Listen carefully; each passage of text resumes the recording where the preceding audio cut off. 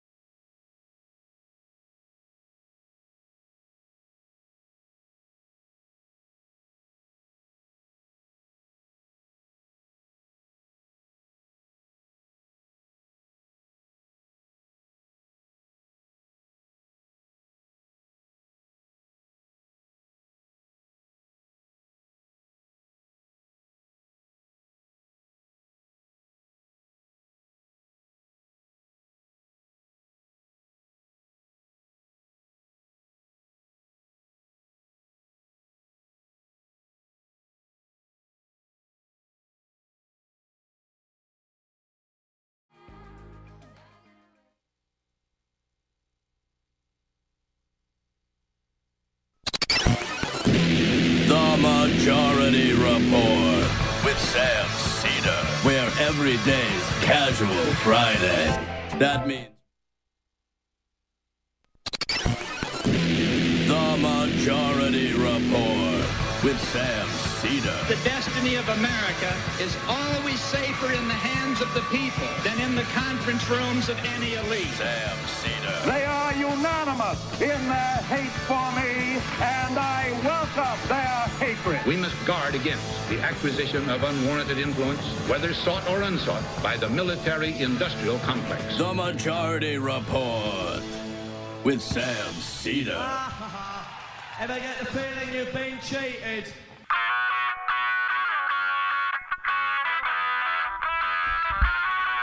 It is Thursday, April 18th, 2019. My name is Sam Seder. This is the 5-time award-winning Majority Report. We are broadcasting live steps from the industrially ravaged Gowanus Canal in the heartland of America, downtown Brooklyn, USA. On the program today, Bill Barr takes questions on a report that we now just are seeing to the extent that we can see it. And guess what?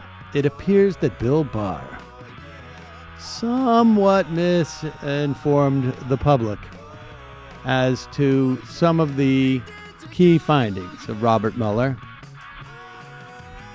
Also on the program, Sean McElwee would join us from Data Progress, talking about the drama amongst the Democrats. Meanwhile, Democratic leaders call for Robert Mueller to testify. North Korea claims it has tested new tactical guided weapons. The Naval Academy is going to ban transgender students starting next year. Kentucky Congressman pulls a Dave Rubin and rescinds the invite to AOC to talk to minors. Australia ready to confirm the meeting which launched the Trump-Russia intel investigation. HUD implements a policy to harass folks living in poverty and pretends they are punishing the undocumented. Facebook teams with Tucker Carlson and the Daily Caller to launch a fact-checking service. And what's old is new again. The Trump administration announces new travel restrictions to people going to Cuba. Because it worked so well the first 50 some odd years. I'm going to crack them this time.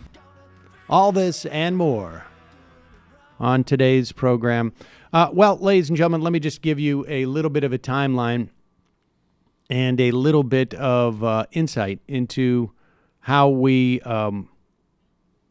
do this show. So we didn't know what the timing was of the Mueller report in terms of when it was going to drop until this morning. And at 9:30 a.m., William Barr gave a press conference to ostensibly take questions on the report, with no one in the audience having seen any version of the report. Why would you do this? Well, we'll get into this because this is really actually like a great lesson in how politics and spin works. The report was then released almost an hour ago to the minute. And so people are going through it. It's a 440-page report, I think it is. And apparently there's a real absence of the materials from the Intel investigation. So this is strictly on the criminal aspects of it. And I'm going to read you, some excerpts, but of course I haven't read much of it at all. And so you can take with it what you want. Some of these excerpts come from, frankly, Twitter feeds of people on the left and on the right. And so these are really, you can't see them in context, but the paragraphs themselves make relevance. But Bill Barr's performance today was shocking, I guess, to a lot of people. I mean, you'll recall when he was nominated, I think we referred to him as, just as bad as Jeff Sessions, but smarter. And the guy has a long history of running interference for presidents, dating back to the Iran-Contra affair. There are a couple of pieces I've been reading about his role in mispresenting Congress when he omitted parts of a Justice Department memo in 1989. That's when he was the head of the Justice Department's Office of Legal Counsel. It concluded at that time that the FBI could forcibly abduct people in other countries without the consent of a foreign state. So, these are, and this was a way of paving the way of abducting Manuel Noriega during the first Bush administration. He also was part of the pardon process for people involved in Iran-Contra-gate.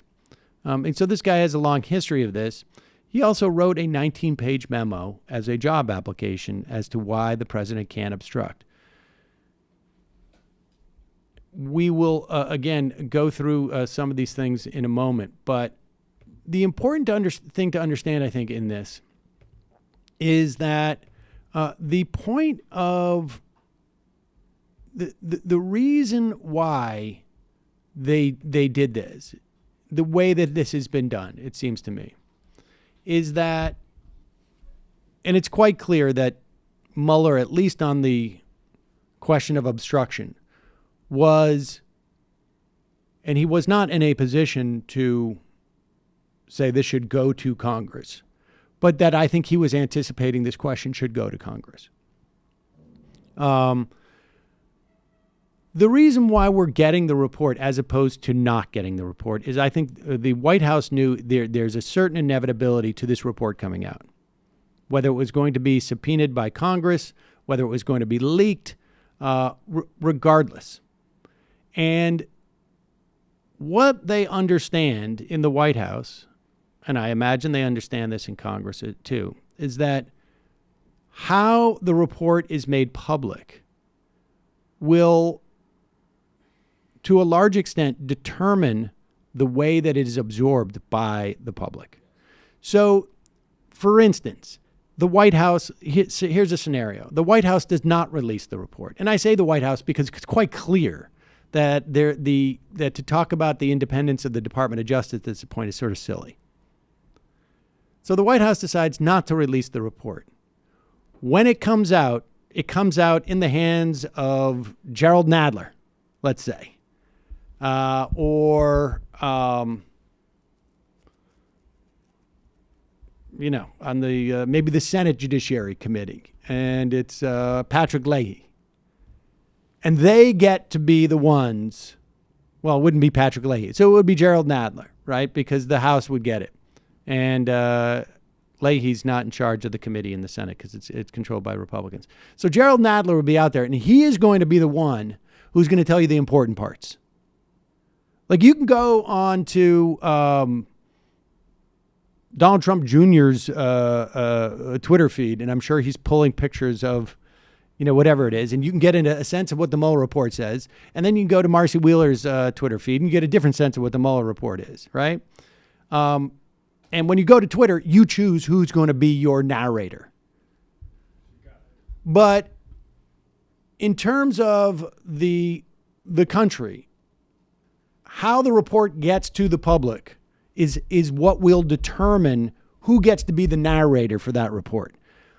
Bill Barr has been desperately trying to be the narrator for weeks now. I mean, to the point where he wanted to be he knew it was so important for him to be the narrator that he is taking questions on a report that none of the reporters have seen. So he knows they can't ask the questions that the reporters want to ask. They can only ask these general questions that he wants them to ask. Now, I mean, if it was up to him, he'd want no press conference. He'd want no report. Obviously, he'd want none of this. But the report exists. So the question is, who gets to define to the public what that report means? And to some extent, that's like, what this program does and what Rush Limbaugh does and what MSNBC does and what Fox does. I mean, to some extent, that's what the dissemination of news is all about. But in this case, in terms of the report, it is a much higher stakes game that they're playing. And so this is what's going down with this. And we're going to play a couple of clips from Bill Barr's thing. And I'm going to read a couple of things from the report. This is all incredibly preliminary. And frankly, at the end of the day, I don't know what it's going to mean for anything. I don't, we still have a bunch of investigations that are extant. In terms of whether Donald Trump is going to be president between now and 2020, none of this means anything because he will be. And in terms of whether he is going to win his election in 2020, I don't know that any of this is implicated either. The speculation that somehow this would give Donald Trump a win and he would go around and this would be some type of benefit for him electorally is, I'm sorry, frankly silly. And there's absolutely no data to support that.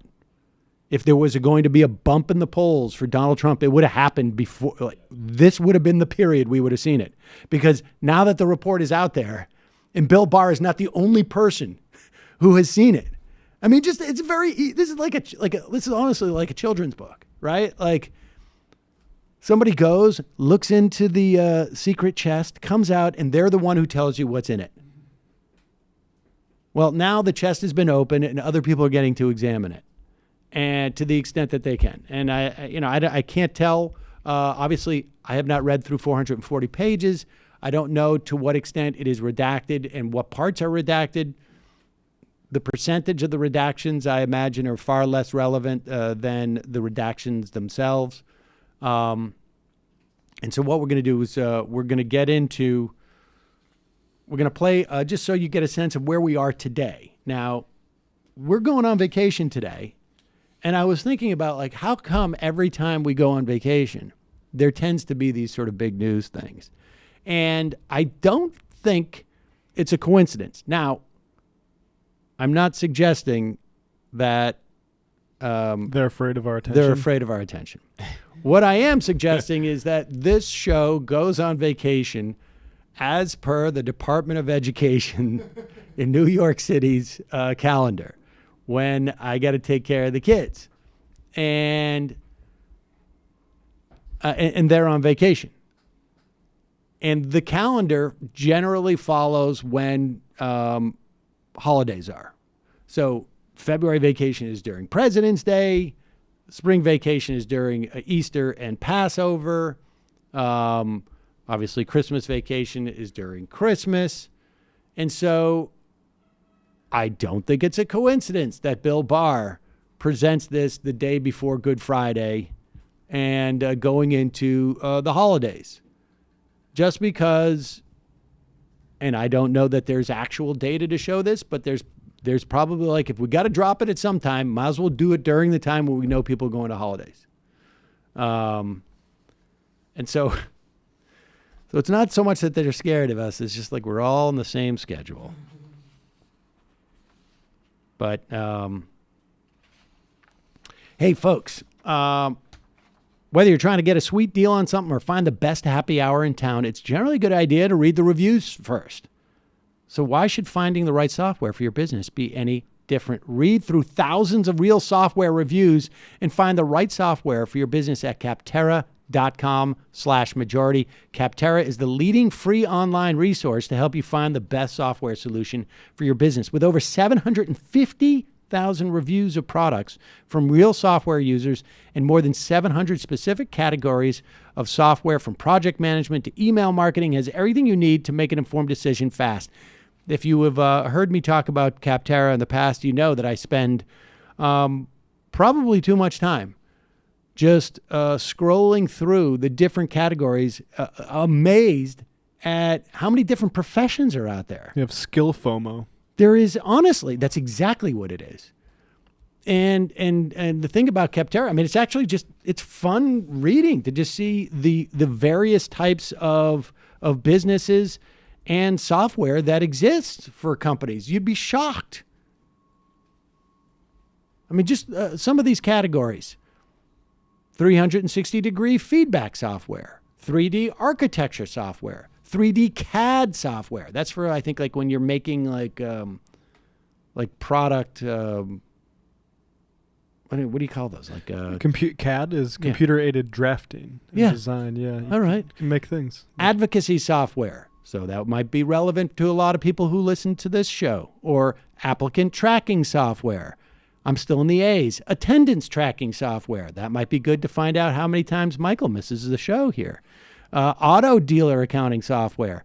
Let's go down to the, it takes you a half an hour to just get down to the G's. Garden center software. Garden gradebook software. Gymnastics software. Handyman software? Wait a second. Hold on for 1 second. Service Fusion, House Call Pro, Jobber, Vongo, Field Pulse. There's like 30 different softwares that you could use if you're a handyman business, and they all got reviews. It's pretty amazing. Visit Capterra.com/majority for free today to find the tools to make an informed software decision for your business. Capterra.com/majority. Capterra, that's CAPTERRA.com/majority. Capterra, software selection simplified. Also, you've heard me talk about the importance of getting term life insurance. You may not think you don't need a life insurance yet, but if you have loved ones who depend on you, you need to have a plan. There's a lot of reasons why you don't deal with insurance, because it's a hassle. But particularly if you have kids or a husband or a wife or a significant other in your life, life insurance can be really important. And thankfully, Ethos makes doing the responsible thing easy. With Ethos, you can get covered in 10 minutes online and even sign up right from your phone. No pesky paperwork, no pushy salespeople. Just choose a policy that fits your needs and don't waste time deciphering fine print. Ethos treats you like a person, not a risk. They work to make sure you have the right policy for your lifestyle and budget. They have a dedicated customer support team right here in the USA to help with any questions you may have. Visit ethoslife.com. Click Check My Price to get started on the quick online application.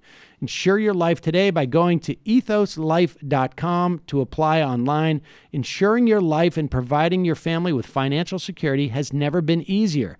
That's Ethos, E-T-H-O-S, life.com, and you are 10 minutes away from your estimated rate. Make sure your family's future is safe no matter what. Super easy to do. Check it out. Worth going through that very brief process to see how available life insurance can be to you. And lastly, the Majority Report is being supported in part by Simple Habit. Simple Habit, as you know, is a mobile app that provides a massive and diverse library of 5-minute guided meditations. The Majority Report audience can try Simple Habit totally for free for an entire week when you go to simplehabit.com/majority. Simple Habit has over 2,000 guided meditations specifically designed for parts of your day and just about anything you might be dealing with in life. They have guided meditations for mindfulness, anxiety, depression, when you're having trouble falling asleep, to deal with procrastination, to help you if you're a parent. They have meditations designed specifically for when you're waking up or your lunch break, when you've gotten home from work, when you're going to bed. Different people are trying to try different things with meditation. Simple Habit is able to cater to just about anyone, regardless of what their goals are with meditation, no matter how much past experience you have. The variety of guided meditations is what sets Simple Habit apart. And that's why they just won the 2018 Google Play Award for Best Well-Being App. It's available iOS, Android, web browser. The Majority Report audience can try it for free by going to simplehabit.com/majority. If you're watching on YouTube or you're listening to the podcast in any manner, check the description. We got links down there. All right, let's play this first clip from William Barr today in announcing the report. Rod Rosenstein looks like he has been shot with embalming fluid standing behind him. Let's play this. In assessing the president's actions discussed in the report, it is important to bear in mind the context. President Trump faced an unprecedented situation. As he entered into office and I'm sorry, just to be clear here. This is his response on obstruction. Now, the obstruction is going to be extremely controversial because when I read to you the part in the report when they talk about obstruction, it is quite clear that Robert Mueller anticipated the question of obstruction heading to Congress. But here is Barr talking about apparently intent. And I'm not quite sure how Barr divined intent, because we know that Mueller never had an opportunity to interview the president, and he, in the report, says the questions were not sufficient. That were written questions were not sufficient. But go. In assessing the president's actions discussed in the report, it is important to bear in mind the context. President Trump faced an unprecedented situation. As he entered into office and sought to perform his responsibilities as president, federal agents and prosecutors were scrutinizing his conduct before and after taking office and the conduct of some of his associates. At the same time, there was relentless speculation in the news media about the president's personal culpability. Yet, as he said from the beginning, there was, in fact, no collusion. And as the special counsel's report acknowledges, there is substantial evidence to show that the president was frustrated and angered by his sincere belief that the investigation was undermining his presidency, propelled by his political opponents and fueled by illegal leaks. Nonetheless, the White House fully cooperated with the special counsel's investigation, providing unfettered access to campaign and White House documents, directing senior aides. I just want to be clear here. He's not reading from the report. He is just basically functioning as a political commentator. He is deciding that the White House fully complied.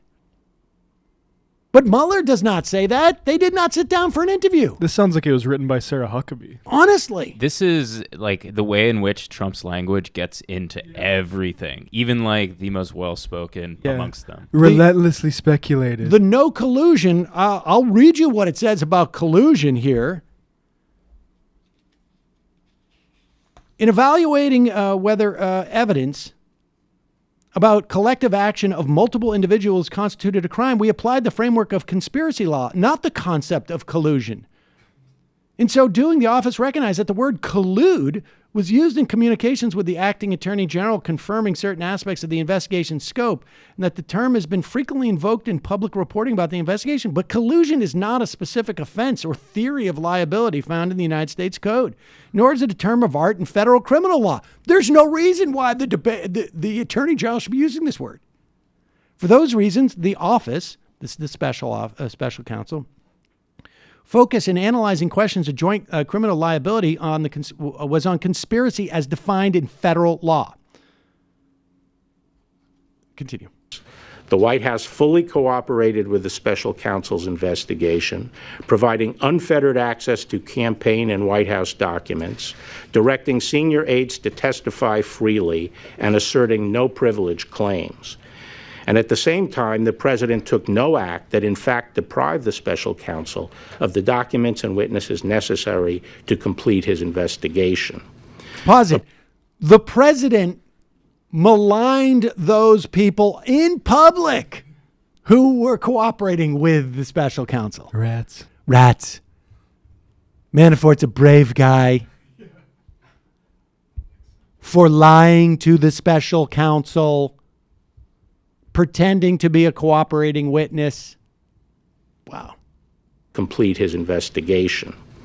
Apart from whether the acts were obstructive, this evidence of non-corrupt motives weighs heavily against any allegation that the president had a corrupt intent to obstruct the investigation. There is no official mechanism in which Bill Barr determined there were non-corrupt motives in this obstruction. There is not a single document. There is not a single written word. There is not a single report from an interview that would suggest that Bill Barr has any official way of knowing there were no non-corrupt motives about obstruction. That's just a lie. That's just a lie. That's just made up. Whole cloth. Let's talk about obstruction.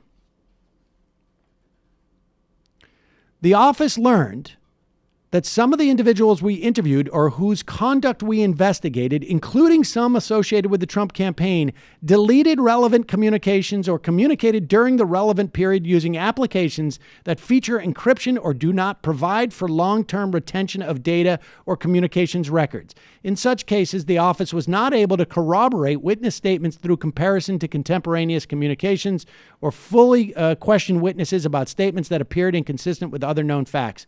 Accordingly, while this report embodies factual and legal determinations that the office believes to be accurate and complete to the greatest extent possible, given these identified gaps, the office cannot rule out the possibility that unavailable information would shed additional light on or cast in a new light the events described in the report.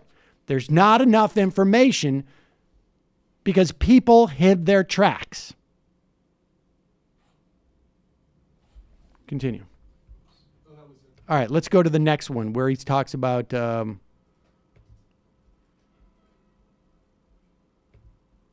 Yes. Barr, did the special counsel indicate that he wanted you to make the decision or that it should be left for Congress? And also, how do you respond to criticism you're receiving from congressional Democrats that you're acting more as an attorney for the president rather than as the chief law enforcement officer? Well, Special Counsel Mueller did not indicate that his purpose was to leave the decision to Congress. I hope that was not his view, since we don't convene grand juries and conduct criminal investigations for that purpose. He did not. I didn't talk to him directly about the fact that we were making the decision, but I am told that his reaction to that was that it was my prerogative as Attorney General to make that decision. That never came up? From the report, and do we have that thing where he says, like, this is not why you go to, you have,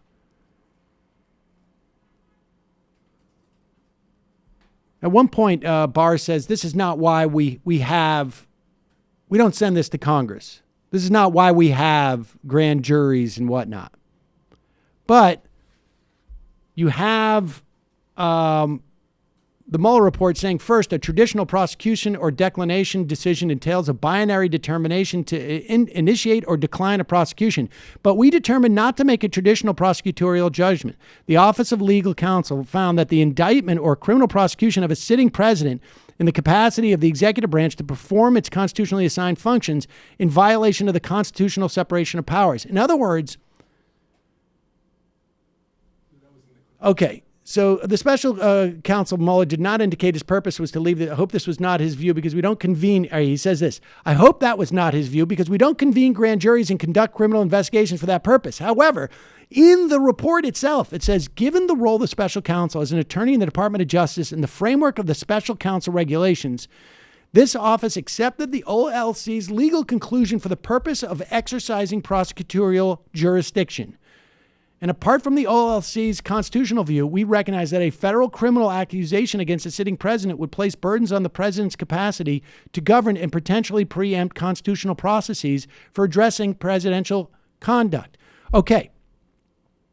In other words, we did not bring an obstruction charge because we accept the OLC's view, the Office of Legal Counsel's view, that a criminal accusation against the sitting president would place burdens on the president's capacity to govern and potentially preempt constitutional processes for addressing presidential misconduct. What is the constitutional processes for addressing presidential misconduct?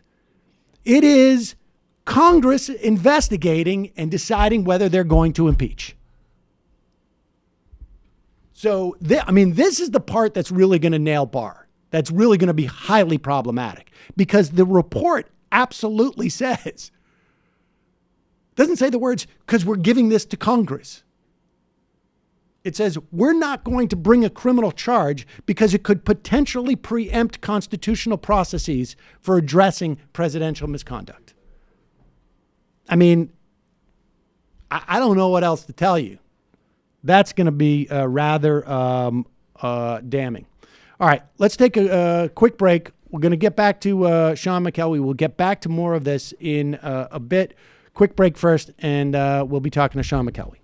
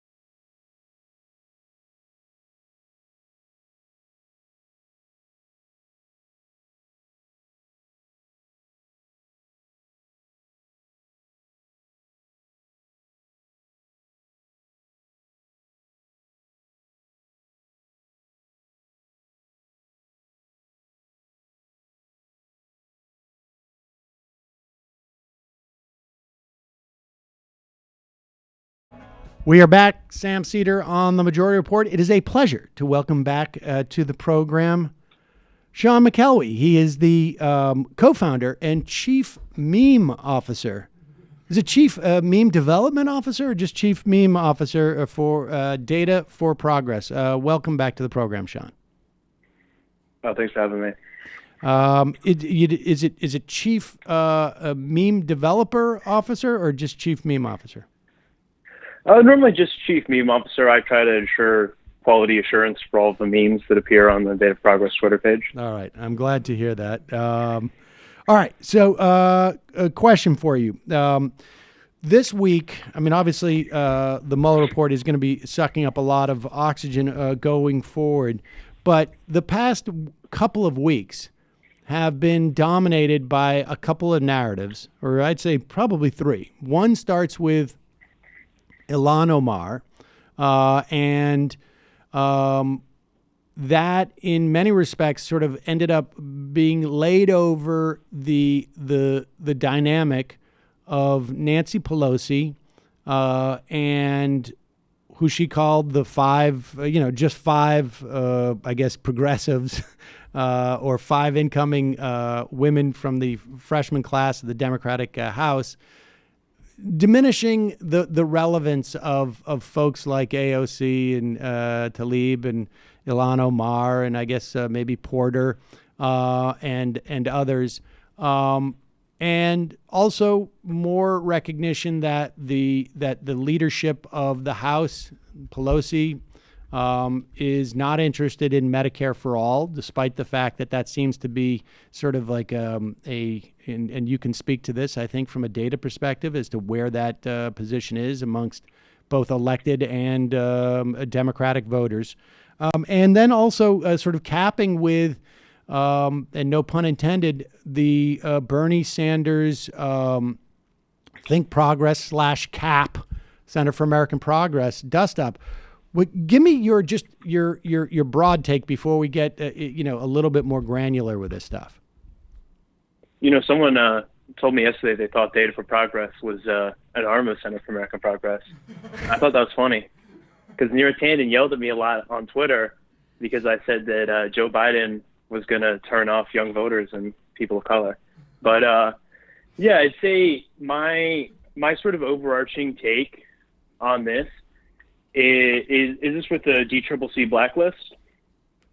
And yes, that as well? Yes, absolutely. Yeah. That's another part of this. Yeah. The DCCC blacklist, of course, was the DCCC. This is the Congressional Re-election Committee, said that if you are a vendor and you're going to work with a primary challenger, you will never get work in a general election from us. Yeah. It will be funny to see if AIPAC ends up using all Republican vendors when they try to take out Ilhan Omar.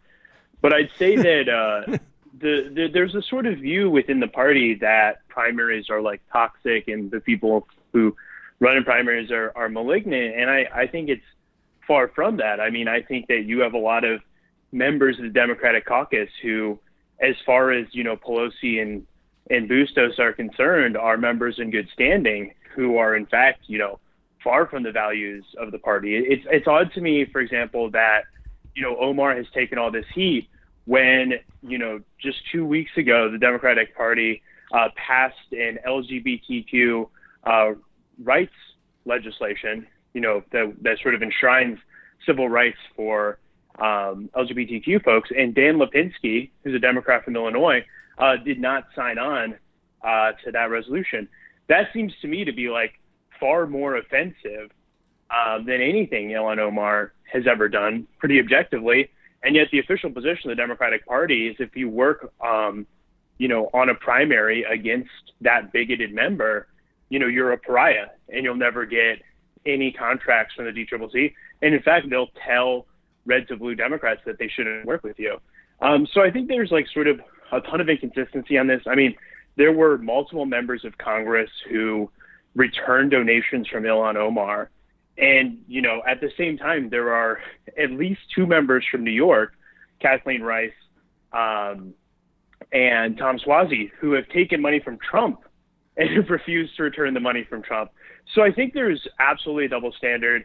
And the fact that Democratic leadership and red to blue Democrats are piling on Ilhan Omar for, very, very tepid comments at a time when the president is literally working to incite violence against her is just despicable. And I mean, it's not what we were promised. Remember, if you remember, the promise that Pelosi, Hoyer, Nadler, all of them made was, we're going to take Congress, we're going to investigate the Trump administration. Day after day, we're just going to be subpoenaing Trump officials. And I haven't seen any of that. What I've seen is a Democratic leadership that's more interested in investigating and prosecuting the progressive women of color in their caucus than they are in doing anything about Trump. I forgot if I was allowed to say swear words on this show or not. You can, but sparsely, because we do have kids listening. All right. And that's a good point, though. I'm very upset about that. All right. Well, so let me ask you this: how much of the Ilhan Omar thing is about, being on the right side as far as they're concerned of a question of Israel, which is basically you can't critique Israel or our policies regarding Israel, and how much of it is this is like a twofer? We also get to undercut this movement that we feel is threatening to us. Yeah, I mean, it's really baffling because, as someone who supports primary challengers, was very supportive of AOC, and Ayanna Pressley, the whole time we were doing that, everyone was like, do not focus on primarying Democrats. We need to take on Trump. And yet, those same Democrats are now, instead of focusing on Trump, focusing on, this is an attempt to humiliate and ostracize, one of the most progressive women of color in the caucus, and also one of the very few Muslim members of Congress. It's genuinely despicable for, her own party to be, I think, trying to make an example of her. I think the Democratic Party is saying, if you're a Muslim, you probably shouldn't run for Congress. But if you do, we're going to make it hell for you. But yeah, I absolutely think that there is a sense among the caucus that, these progressives who speak so much to and for the base, they need to be put in line. They need to be silenced because there's this view that they're somehow hurting re-election chances, despite the fact that, AOC and Anna Pressley were very popular national figures before the election, and there was no impact on the midterms. I distinctly remember everyone telling me, abolish ICE is going to cost us seats. And I said, I think we're going to take the House, and I'd love for someone to identify afterwards which seat we lost because of abolish ICE. And if you can identify the seat, I'll pay you $100 per. And no one has. No one has come to me and they're like, Sean, we've done the regression models. We would have picked up this seat if it wasn't for abolish ICE. And the reason is because everyone knows that's not true. And I think members are free to say, hey, AOC's one vision for the Democratic Party. I'm somewhat more conservative, but that's not the path they've taken. They said not only is, Ilhan Omar not my vision for the Democratic Party, she's actively toxic, on par with Steve King. When I saw Dan McCready returning donations from Ilhan Omar, I was like, wow, this is more aggressive than the way the Republican Party treated Steve King. They are treating her as though she's a white supremacist in terms of the way they're interacting with her. And it is just disgusting. I don't think it's a coincidence, but I do seem to remember the first attempt. It sort of felt like it was almost a dry run, was when Tlaib was being ostracized for saying, let's impeach the mofo. And it seemed to be short-lived because people were like, yeah, wait a second, let's impeach the mofo. And that was their entire message. And going into the midterms. Well, I mean, I think that's an exaggeration, but I think there was certainly a subtext of we're going to investigate the hell out of the guy. Right. And that may lead to impeachment. But people were trying to sort of say, like, it's inappropriate to say impeach because you're saying that you're going into this process, with a predetermination. And then they were like, oh, that's not going to work. Well, it's not appropriate to say mofo. And then people remembered, wait a second. Didn't Dick Cheney say this stuff on the floor of the Senate to people?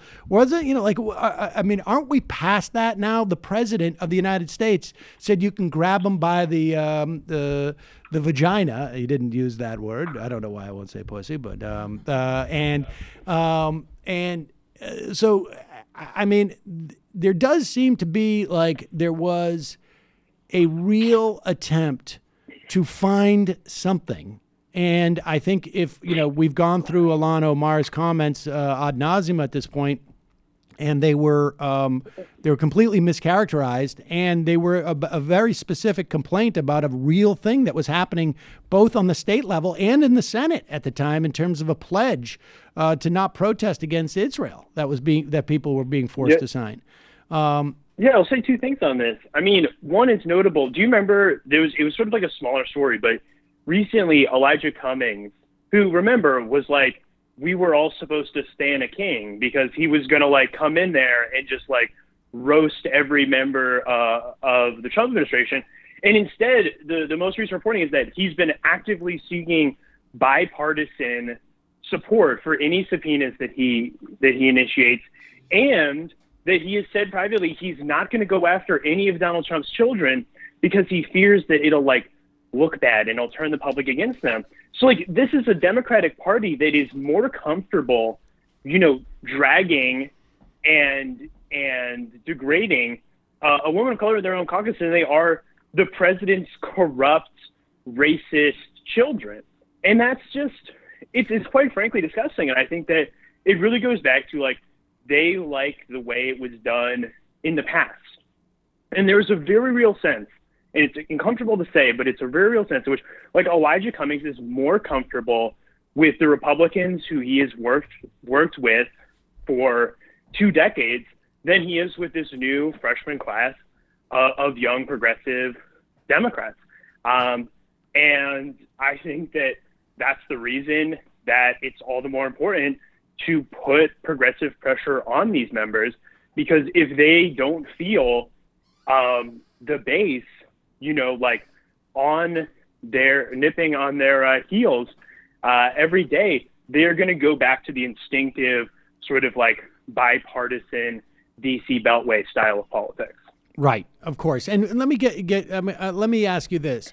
And I know you deal with a lot of different activist groups and a lot of different groups that are trying to get Democrats elected, a lot of groups that are trying to push Democrats to the left.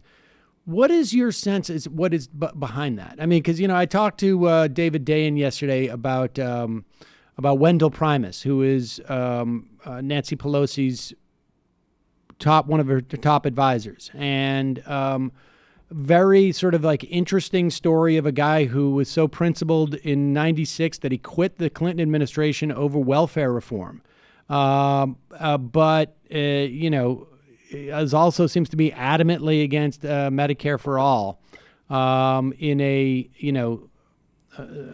fairly, I have not heard like a reasoned rationale behind that as much as like, this is the way, we can't change the weather type of rationale to it. Like, what is your sense of what drives that? Is it really just like personal comfort? Is it a temerity? Is it a fear? Are we talking about something that's generational?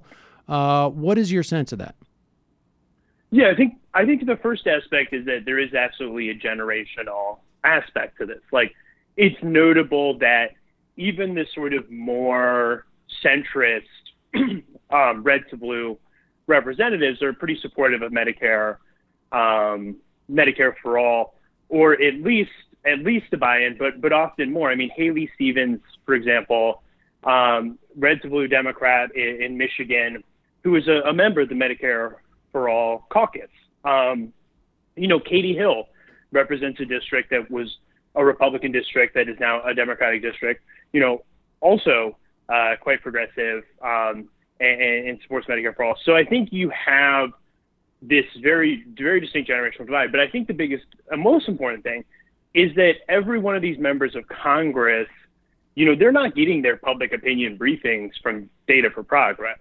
We're not getting in those rooms and being like, hey, like Medicare for All is quite popular. Republicans have tried running, ads about it. It hasn't been effective. You guys, there were tons of members of Congress who were sitting members of Congress who the entire Republican message against them was they support Medicare for all and it's going to destroy Medicare as we know it.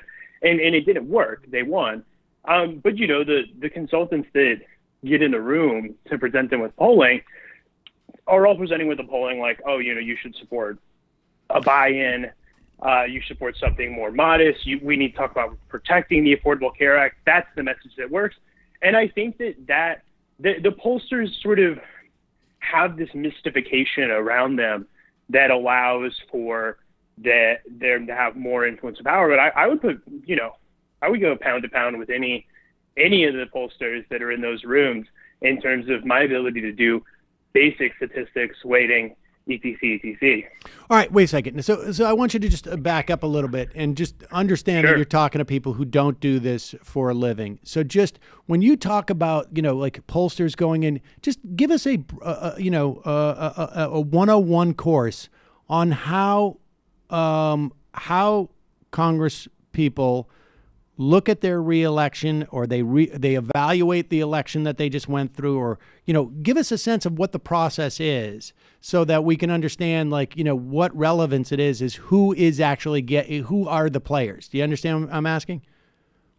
You want to know the specific names of the pollsters? No, or? not necessarily the specifics of the name of the pollster, but the dynamic, like the day to day. If you were describing how this, if I'm a congressperson and I've just gone, it was a Republican district and I was a neophyte and I won somehow. Who am I talking to over the next couple of months or the past couple of months? And how do I get to those people and what are they telling me? Sure. I mean, so the DCCC has an approved list of vendors for polling. And, for the most part, members rely on those vendors. There are probably 4 or 5. And I'll be clear, they're not there because, they're math geniuses who are developing new methods. Most of them are using basically the same polling methodologies we've been using for years, slowly moving to sort of more online panels, maybe some SMS. What is SMS? What is that? Oh, text messages. Okay. All right. Sure. Recruiting people through text message. Yeah. So they're not being there because of their methodological genius. The reason they're there is because they are sort of, modern oracles. Almost all of them have been sort of senior advisors on various campaigns, be it Obama or even earlier than that, in a lot of cases. Many of these guys are still around from the Bill Clinton era.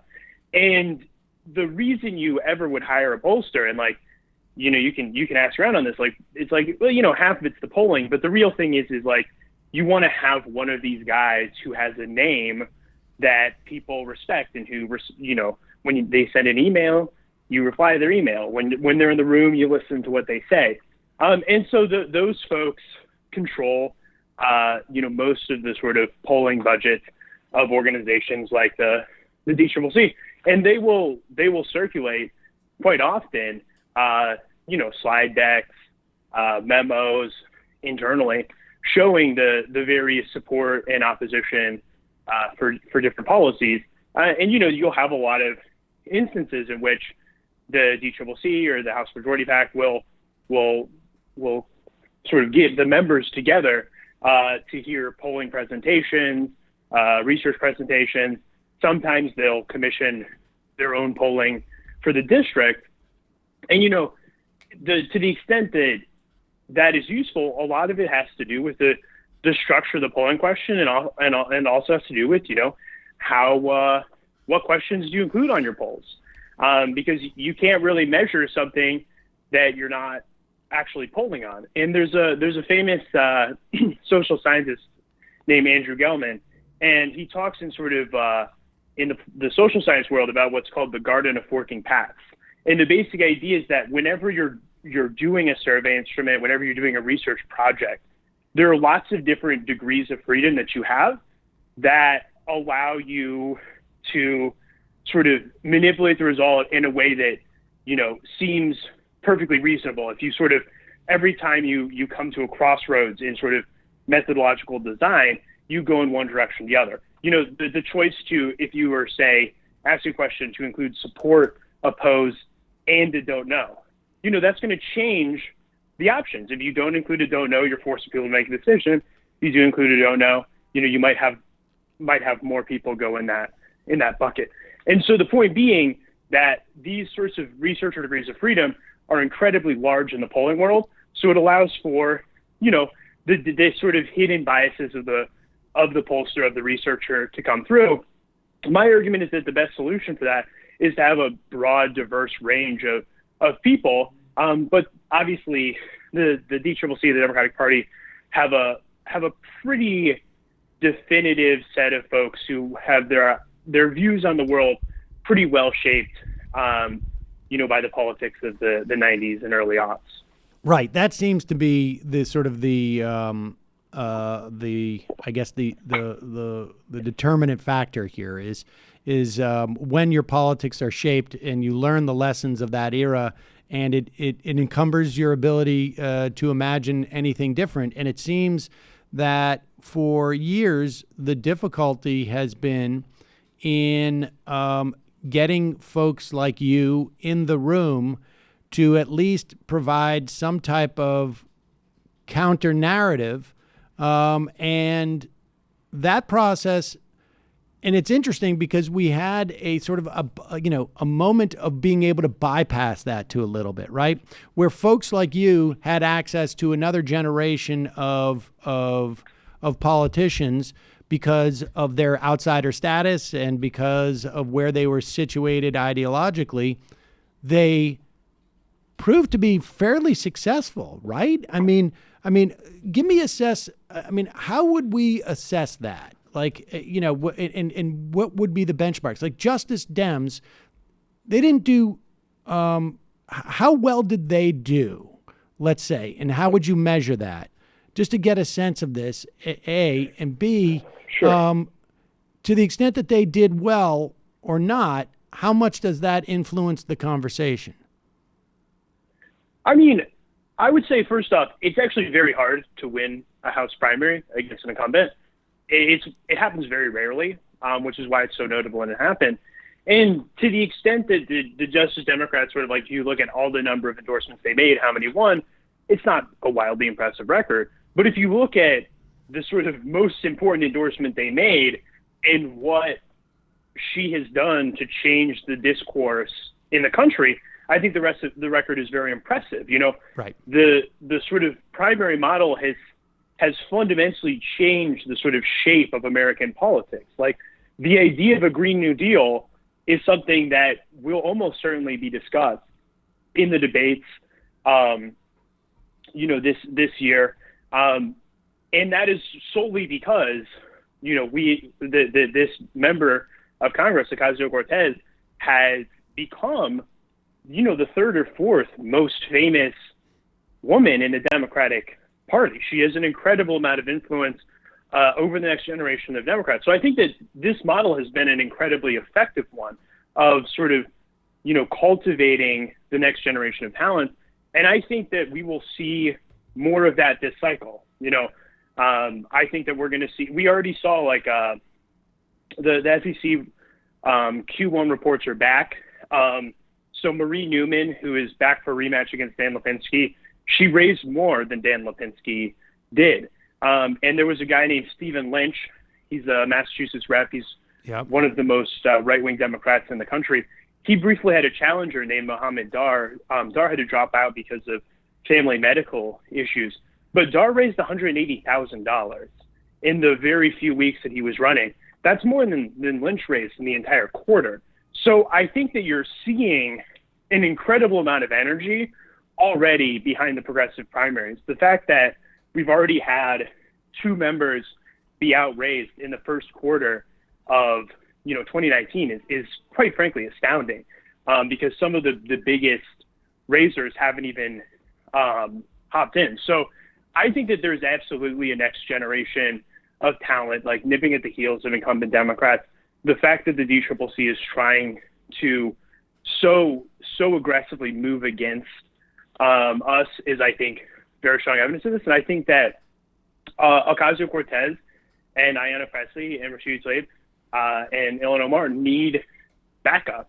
And I think that if we have a caucus that grows to a dozen members, that caucus will have real weight. And if that caucus can, credibly say, look, we can beat you in a primary. Like you're out of touch with where the next generation of the Democratic Party is.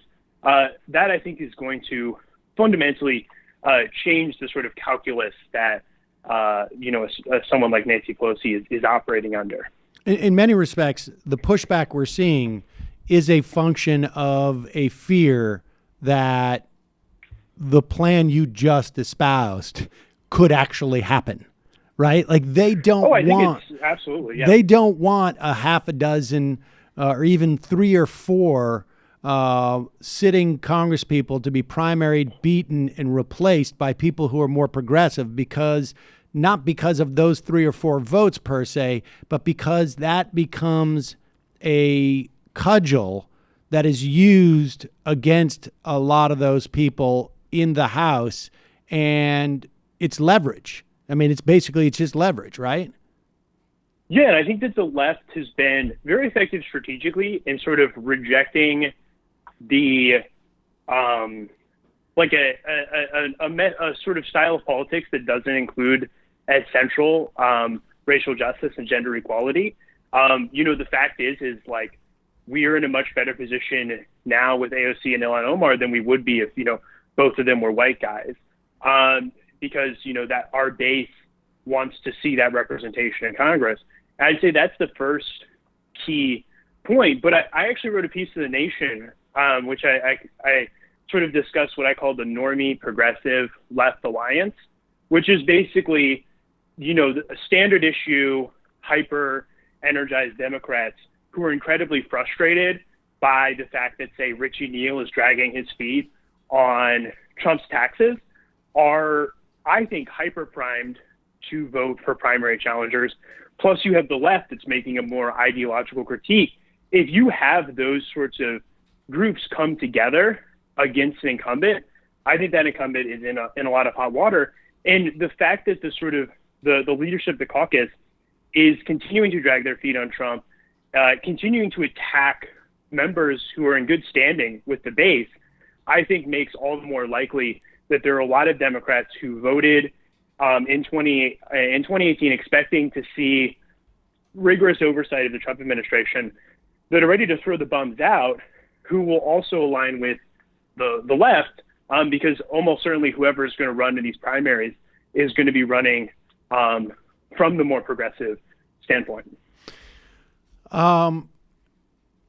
So let me ask you this lastly, I guess. Do you think that there has been, one of the stories that was sort of floating around was that there has been sort of a demobilization of, I guess, what you could call, broadly speaking, the resistance? I'm not quite sure I know what that means anymore, right?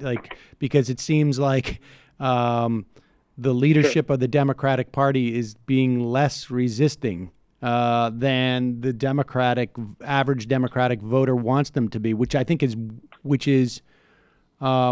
maybe that's not uncommon, but it's surprising, right? I mean, for all the talk of how people have been leveraging the Mueller investigation, the Democratic Party now seems to be sort of like lagging in terms of the actual electeds. But this argument that there's been demobilization, that we don't have people protesting. I mean, maybe it's because I don't know what they would be protesting at this point. I think there's a broad understanding that, not that there's sort of a stalemate to a certain extent, except for probably on judges. So what is your sense about that question? I mean, are the prospects for Democrats going into 2020 sort of like, generically speaking, any better or worse than they were going into 2018? I mean, or is the intensity less, or is it hard to know? I would say that there's definitely reason to believe the intensity has decreased. I mean, do you remember what it was like after 2018? Like, do you remember like the attention that was given to like John Ossoff's special election in Georgia that had quite literally like zero impact on any meaningful like political outcome in the House? Right.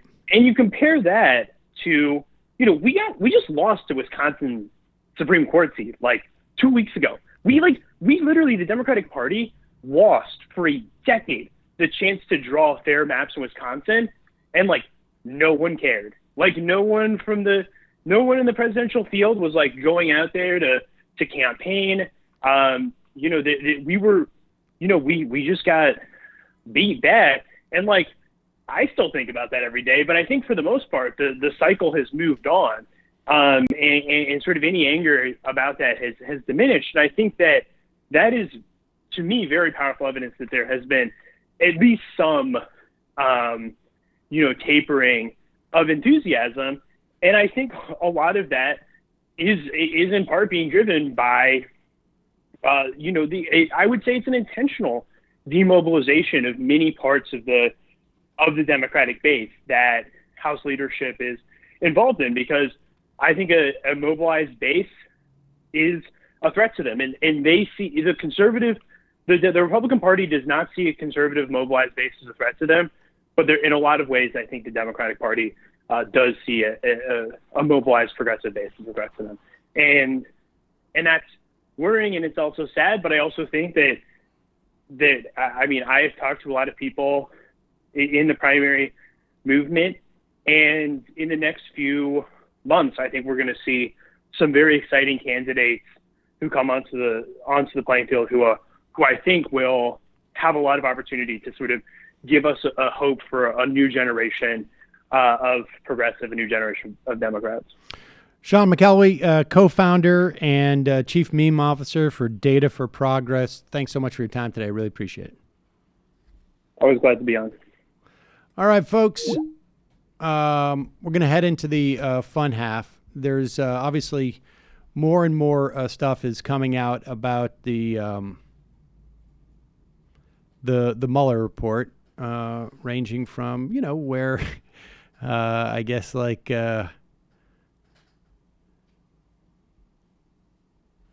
different people are reading different things into it, but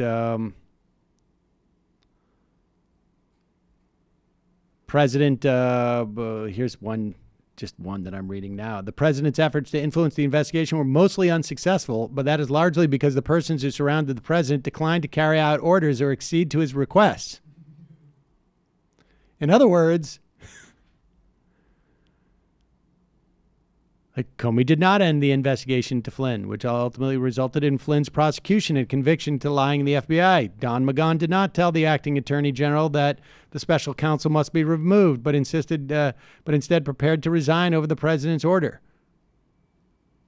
Lewandowski and Dearborn did not deliver the president's message to Sessions that he should confine the Russia investigation to future election meddling only. McGahn refused to recede from his recollections about events surrounding the president's direction to have the special counsel removed. That to me sounds like he refused to accede to the president's request that he lie. Despite the president's multiple demands, he did so. Consistent with that pattern, the evidence we obtained would not support potential obstruction charges against the president's aides and associates beyond those already filed. In other words, the president tried to get these people to perjure themselves or do illegal things to obstruct the investigation, but they said no. I mean, that's like, I attempted to fire a gun at you, but it jammed. Well, I think you can still be charged with attempted murder. I tried to stab you, but I only got you in the arm. So I didn't kill you. But your mileage may vary, folks. There's also apparently some tidbits about people lying, from the podium, spokespeople. This is...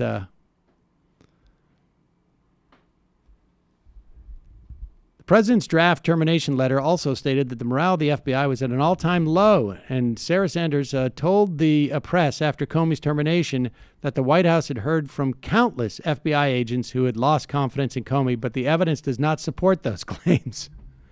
They're just lying. They were just lying. And where it should have stopped is at the deal standpoint, where they thought about it. There you go. So obviously more of this will come out over the coming days. I'm going to try and get on, do maybe a special little broadcast. And maybe do a YouTube live type of thing.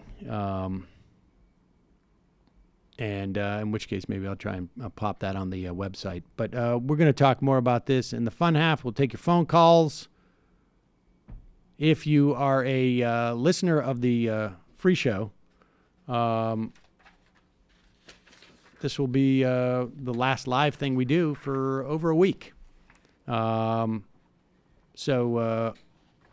we've got 6 great interviews for you over the next 6 days, 6 business days, as it were, ranging from New York Times Magazine piece on the Murdochs to in-depth discussion about misogyny in our society, the logic of it, to talking about philanthropic foundations and how they function, to what else did we have? I can't even remember now. What was the, what are we doing on Monday?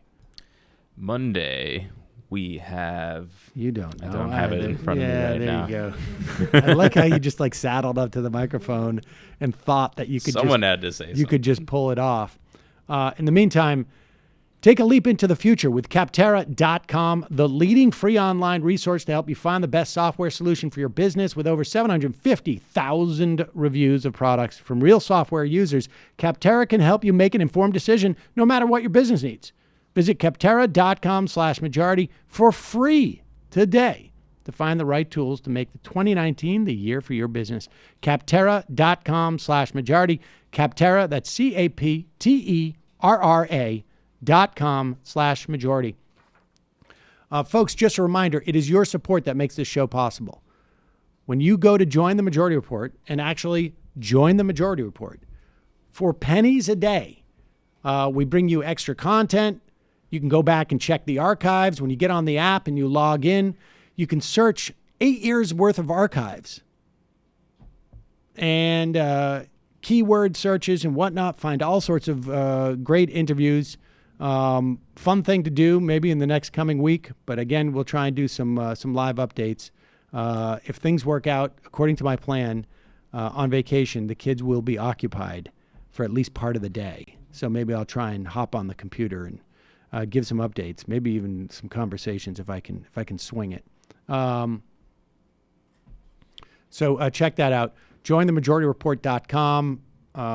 It is your support that makes this show possible. This is absolutely the case. And I get a little sentimental before I go on vacation. So thank you to our members. In the meantime, check out the Michael Brooks Show.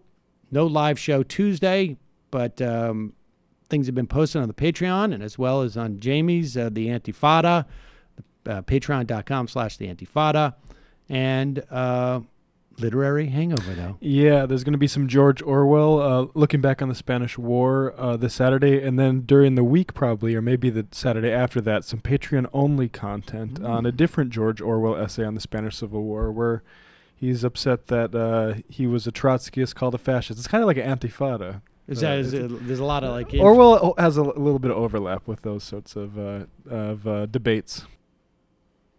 All right, folks, going to take a quick break. Head into the fun half. 646-257-3920. Calling from a 919 area code. Who's this? Where you come from? Wow. Awesome. Well, let's just do this exercise. Do it. Whoa. Super sick. It's all good. super sick. Hell yeah. Right. You don't need to means test Social Security. You don't need to means test Medicare. Nobody cares. The way that you means test that, you tax wealthy people more. And that's just simply not enough. And as you always say, as soon as you stick in that access, then we already do have universal health care. I have access to BMW. Right. It's a weird time for politics right now. That's legit galaxy brain. This is a freak show. Love it all. He finally gets to fulfill his destiny. Burger sommelier. Just a little baby. Very legal, very cool. I thought this was a joke. Hamburglar. Well, I mean, but things are really bad.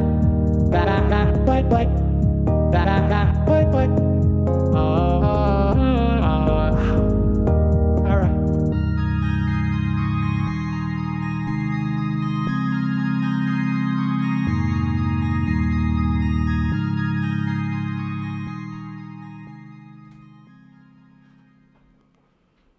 All right, folks, I am calling into the, I don't know what happened here. Oh, there it is.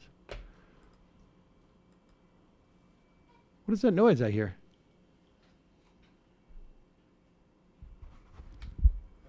Some weird noise on the... All right, calling from a 509 area code. Who's this? Where are you calling from? Damn, it's Ronald Reagan. Ronald Reagan, first in line today. Very, very well done. How you doing? I'm doing fine. First of all, I just want to say, in the future, you might not recognize me because I've signed up to take the Howard Schultz Master Class on Business Leadership from masterclass.com. Oh, all right. And so I'm going to be taking a few lessons, and I feel like it might really transform my my imagination, so to speak. So, you ready for a whole new me? Is what I'm trying to say. I feel like we are. I feel like we are ready. Okay. Two quick things. One, so I've been, perusing the Mueller report. It seems like they have. I see a lot of parallels with the sort of Roberts interpretation of corruption, which is, Citizens United is all about how, look, if Exxon gives you a bunch of money and you just happen to do Exxon's bidding, but there's no literal quid pro quo, then this is just like a big coincidence of the universe, right? Yes. Or your interests might have already been aligned. Maybe you already loved Exxon, and so we have no, we can't, it's not corruption. And the same thing seems to be happening with this whole Trump thing. It's like these interests are clearly aligned. They're clearly doing things for each other. There's this whole back and forth. But we don't have like a literal recorded conversation where somebody ties it together and says, if you do this, then we will do this. And so therefore it's like a big nothing. Well, this is actually just off of the Barr letter. This was the point that I was making a couple of weeks ago. They are saying that there was no concerted effort to coordinate the actions, the actions that the Russians actually took. In other words, there was no one saying like, "Here's how you hack that," or when you hack it, the best time to hack it is at like 12 p.m. because, as if the Trump, campaign would have that type of technical knowledge. It was more just like, you do one thing and I do my thing, and we know it aligns. You keep doing stuff that's good for me, I'll keep doing stuff that's good for you. The end. And that's it. And in that sense, it is, there is apparently no criminal conduct associated with that, because, like you say, it is, and because it's, I can see why in other contexts that would be problematic to have people who just have aligned incentive structures, doing stuff that is, if not coordinated, somewhat synchronized, right? I mean, and so, Right. I actually think one of Trump's best defenses would be to say, look, Iran is pro-Russia. Like, I was out there. I mean, it was no secret. I happen to believe that, we should avoid whatever nuclear conflict with Russia, and I ran on that and I won. That's kind of one of his best arguments.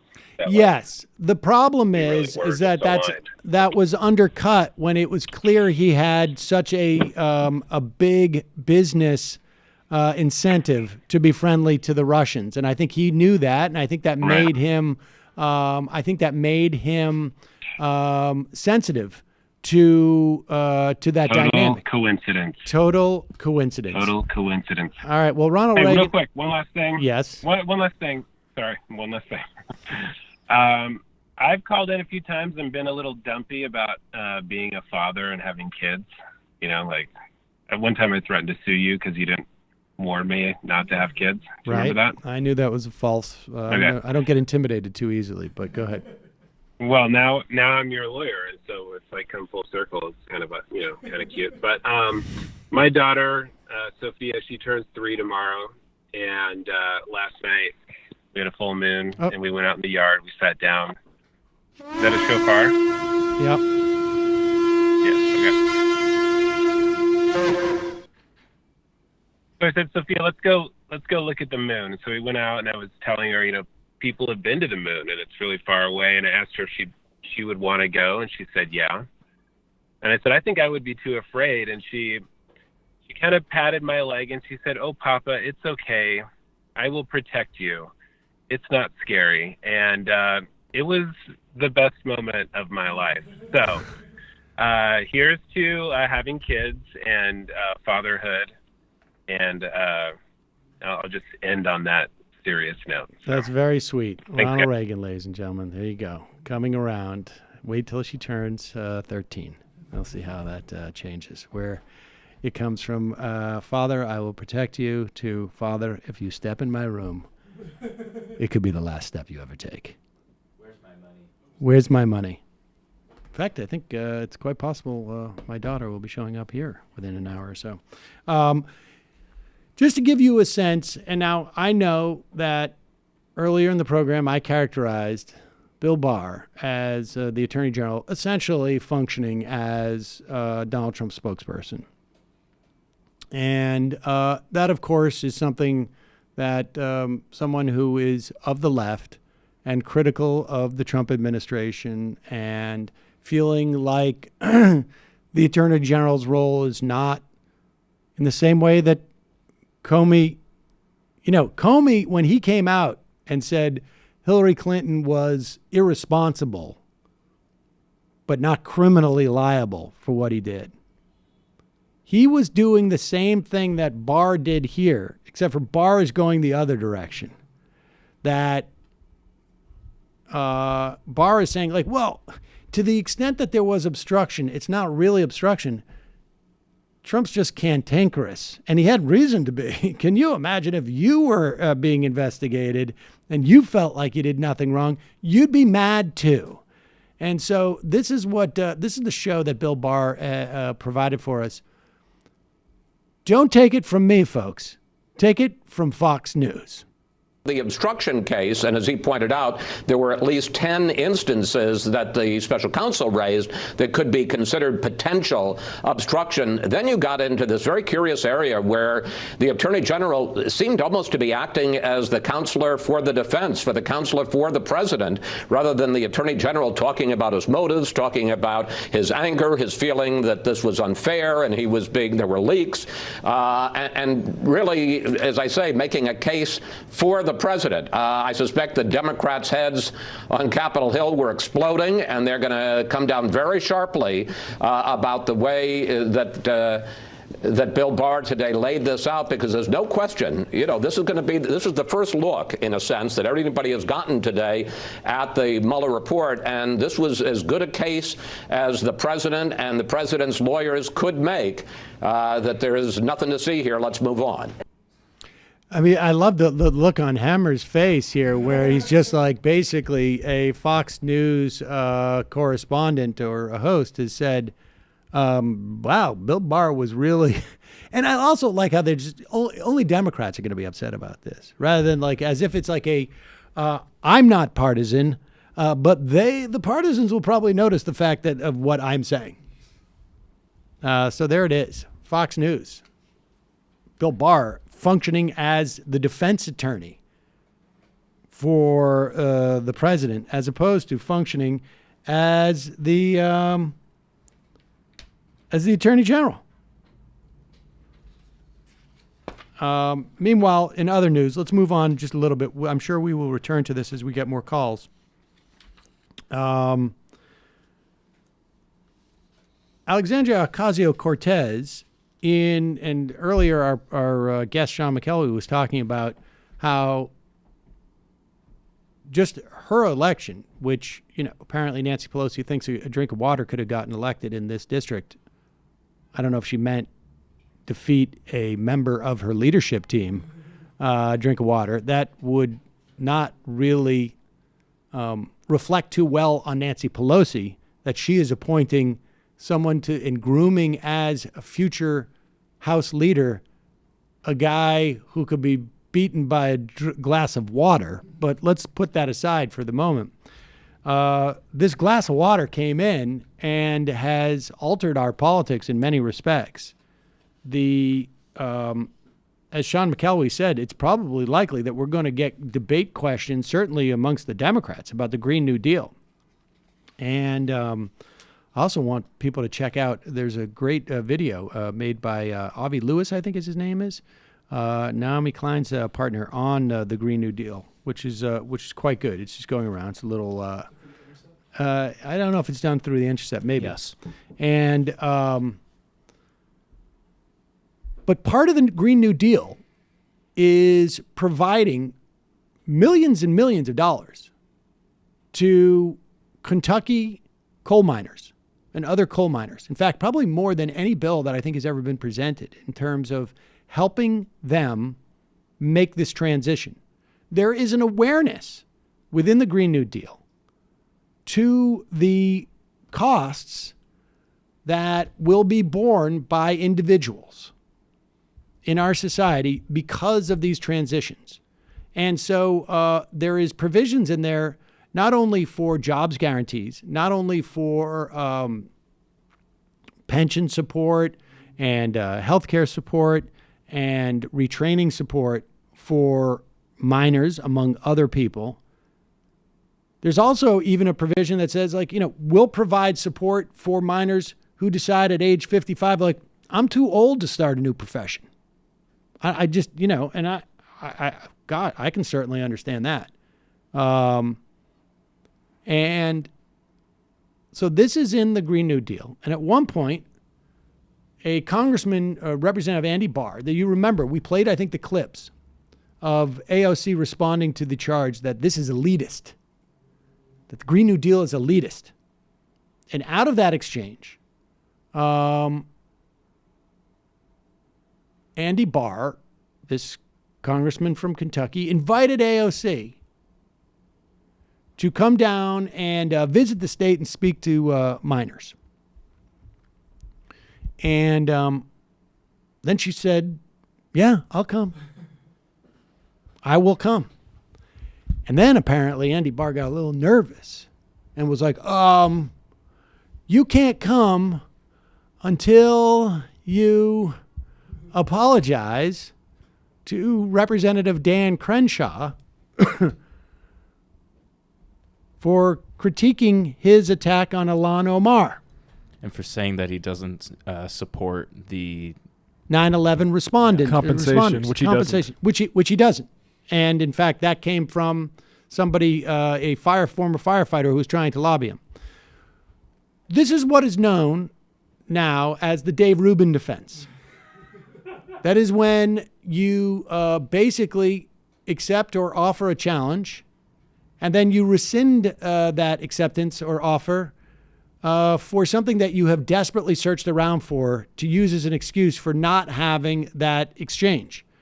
And here is on Chris Hayes' program, Corbin Trent, who is a AOC's spokesperson explaining why the Republicans rescinded this invitation. Joining me now is Corbin Trent. Good to have you here. Glad to be here. You're from that part of the country. You're from eastern Tennessee. Why do you think the offer was rescinded? I think that they understand that the policies that Alexandria is advocating for are extremely popular, not just in the Bronx, not just on the coast, but all over the country. And I think they also understand, some of them at least, that she's a fantastic and talented communicator, and that if she goes into their backyard and starts talking about Medicare for all, federal jobs guarantee, and a Green New Deal, that maybe they'll have a problem come 2020. Is the bet here that you can, the bet here, right, is that like the actual policies matter and the policies will out in the end, right? If you're coming to people and saying, I want to actually, we want to make your life better and here's how we're going to do it, that can cut through the kind of layers of cultural anticipation that's been built up. Yeah, and Andy Barr was saying that, he wants to bring her down to Kentucky and let the coal miners tell her what's going to happen with the Green New Deal and how it's going to hurt their community, how it's going to destroy jobs. But what people in my neck of the woods and in Kentucky know is that their jobs are being destroyed already. Factories are closing, mines are laying people off. We've seen that happen over the last several decades. And what they want to see is a plan for the future. And Republicans don't have one, and they know that the progressives in the Democratic Party, that wing that's at least 5 people do have, and that if we go out there and push that narrative out there, they're, I think, afraid that they're not going to have a rebuttal for it. First of all, I love the fact that AOC's communications director is a white guy from Tennessee. Yeah. Just because that's like the last thing that they would expect and want. And I can't imagine that that's not that's a coincidence. I mean, they're just people. It's a very, very smart political operation they have there. They're just super smart about what they need to do to get their message across. And that's basically it. They're afraid that she's going to come in there and it's going to have the opposite effect as what they hoped. And we're going to see this during the campaign. I mean, this is one of the things that we're going to see during the campaign, I think, is when, AOC is going to go out there at one point as surrogate for some people. And maybe it's in the general, maybe it's in the primaries, I'm not sure. But she's going to be carrying a message, and it's going to, there's going to be infrastructure to get people out there. It's going to be fascinating to watch. Here is John Bolton. For 65, 70 years, I think it was now. 59, I can't do the math. Maybe 50 years. Let's call it just some 50-odd years. We had an embargo with Cuba. We had travel restrictions to Cuba. I traveled in about 18 years ago, 2001, I think it was, maybe 2002, under a special OFAC license, office of some office in the Treasury, where you could go if there was a clear educational purpose or something like that. I was down there shooting a documentary, and with my ex-wife, and I think that's available online somewhere. But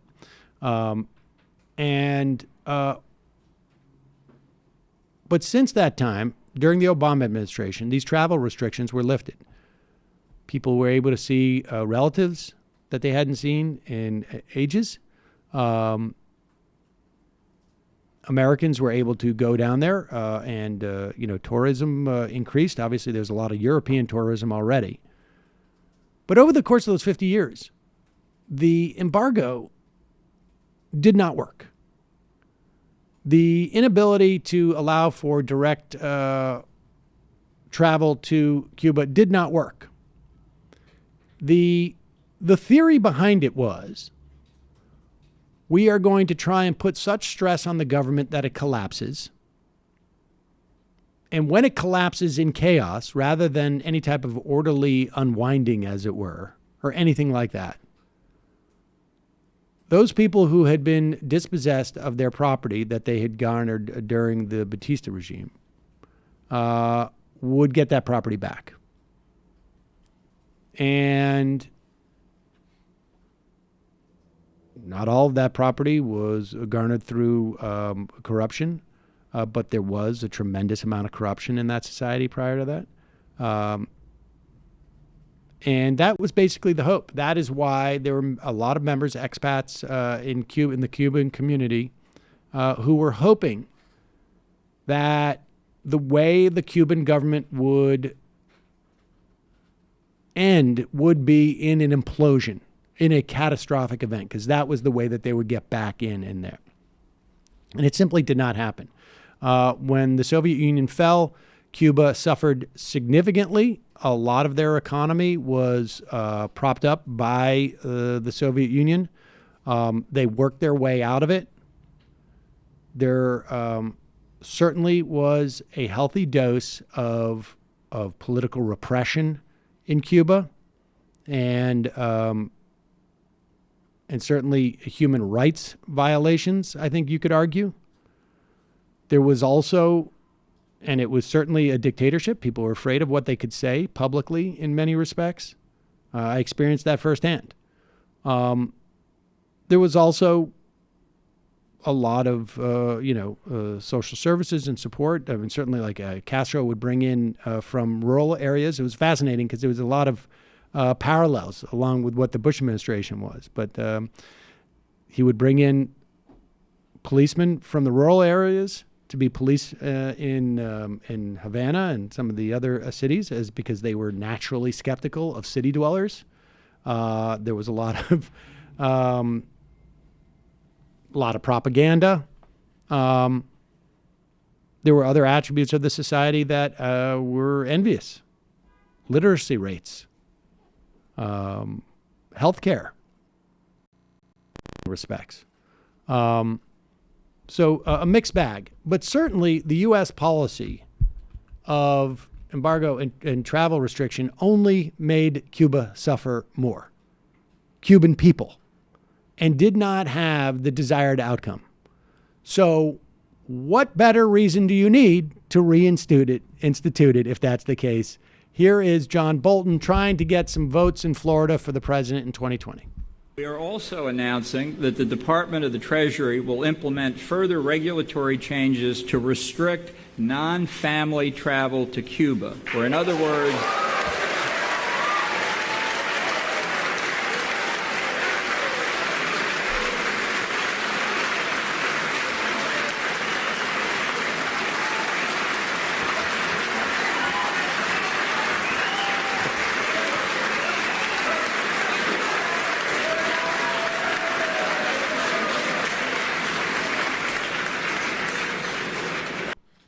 So there he is in Coral Gables, Florida, talking to a group of elderly Cubans. I don't need to see them to know that they're a group of elderly Cubans. He responds like that's the first applause he's ever gotten in his life. That's true. Really?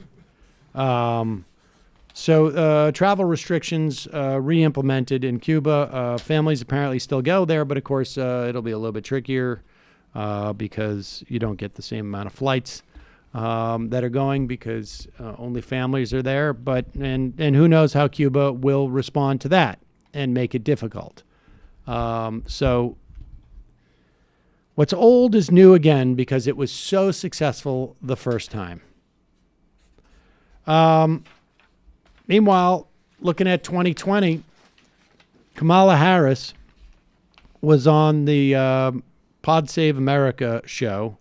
That's where it's interesting that we're at the point where she has to apologize for this. And people can decide on their own whether they think it's a little, too late. The policy she had as I think this was as was it as AG? I think the California AG to punish the parents of kids who miss too much school. As it got more and more attention, stories of parents who were keeping their kid home from school because they had sickle cell anemia and they were too exhausted to go to school many days, were arrested and then caught up in the criminal justice system.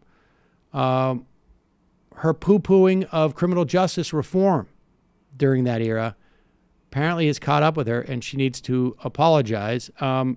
Good for her for doing so. And of course, this is where you go and you do your apology tour on Pod Save America.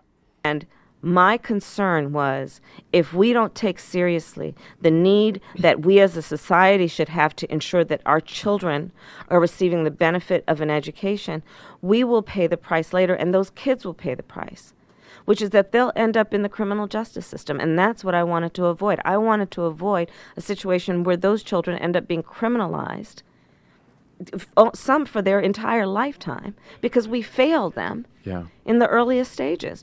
And so part of what we wanted to do, and what we did successfully, when I looked into this issue, John, I realized that there was no distinction in the education code between truancy, meaning 3 or 4 unexcused absences, and what we were seeing, which is kids missing as much as 80 days of a 180-day school year. So we changed the law to say, no, we need to understand, like, if you think of it as in phases, as, yellow light, red light situation is the chronic truancy. And we actually got it in the education code. So now it says chronic truancy, 10% or more of the school year missed. Because we had to understand institutionally that this is a red light warning.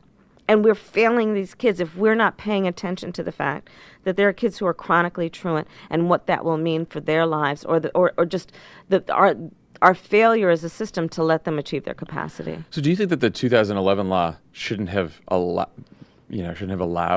some of these DAs to arrest because parents? My regret is that I have now heard stories that where in some jurisdictions DAs have criminalized the parents. Right. And I regret that has happened, and that the thought that anything that I did could have led to that, because that certainly was not the intention. Never was the intention. I don't think so. I know people can decide for themselves. That to me seems like a little bit of weak tea. So you implemented this law as the Attorney General and instituted this policy. You didn't realize that it would lead to the criminalization of these parents? I find that to be highly suspect. We have the original tape here. Do you want to go over that Yeah, again? let's go over it. Because, I understand the impetus. All that makes sense to me. Although I should be clear, 80 days out of 180 days is significantly larger than 10%.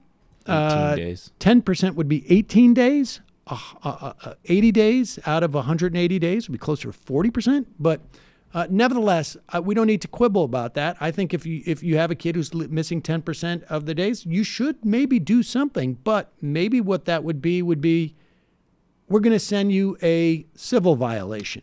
You're going to get a ticket. Summer school, maybe. No, well, but maybe they don't. Maybe I'm just giving her the greatest benefit of the doubt as to what was in their purview. And certainly, if you're Attorney General, you have the ability to criminalize that. You certainly have the ability to make it a civil violation. So you could say, like, we're going to send you a ticket for $20, and we're going to give you an apparatus to respond to that ticket. So the $20 is an incentive. We'll get the response. If the response is sickle cell anemia, the response is I don't have the ability to get my kid there. I'm working so much, I need help. Whatever it is. It seems to me there could have been a lot of different programs for this, but she, I think, chose to criminalize it. Here is when she's talking about that very policy back in the day. I would not be standing here were it not for the education I received. And I know many of us will say the same thing. And I believe a child going without an education is tantamount to a crime. So I decided I was going to start prosecuting parents for truancy. Well, this was a little controversial in San Francisco. And frankly, my staff went bananas. They were very concerned because we didn't know at the time whether I was going to have an opponent in my re-election race. But I said, look, I'm done. This is a serious issue, and I've got a little political capital, and I'm going to spend some of it. And this is what we did. We recognized that in that initiative, as a prosecutor and law enforcement, I have a huge stick.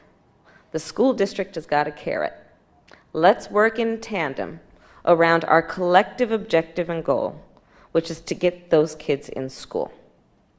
So, to that end, on my letterhead, now let me tell you something about my letterhead. When you're the DA of a major city in this country, usually the job comes with a badge. And there is often an artistic rendering of said badge on your stationery.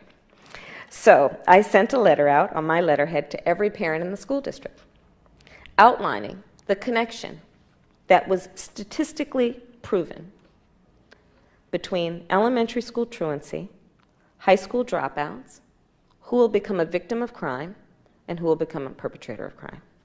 We sent it out to everyone. A friend of mine actually called me and he said, Kamala, my wife got the letter. She freaked out. She brought all the kids into the living room, held up the letter, said, if you don't go to school, Kamala's going to put you and me in jail. Yes, we achieved intended effect.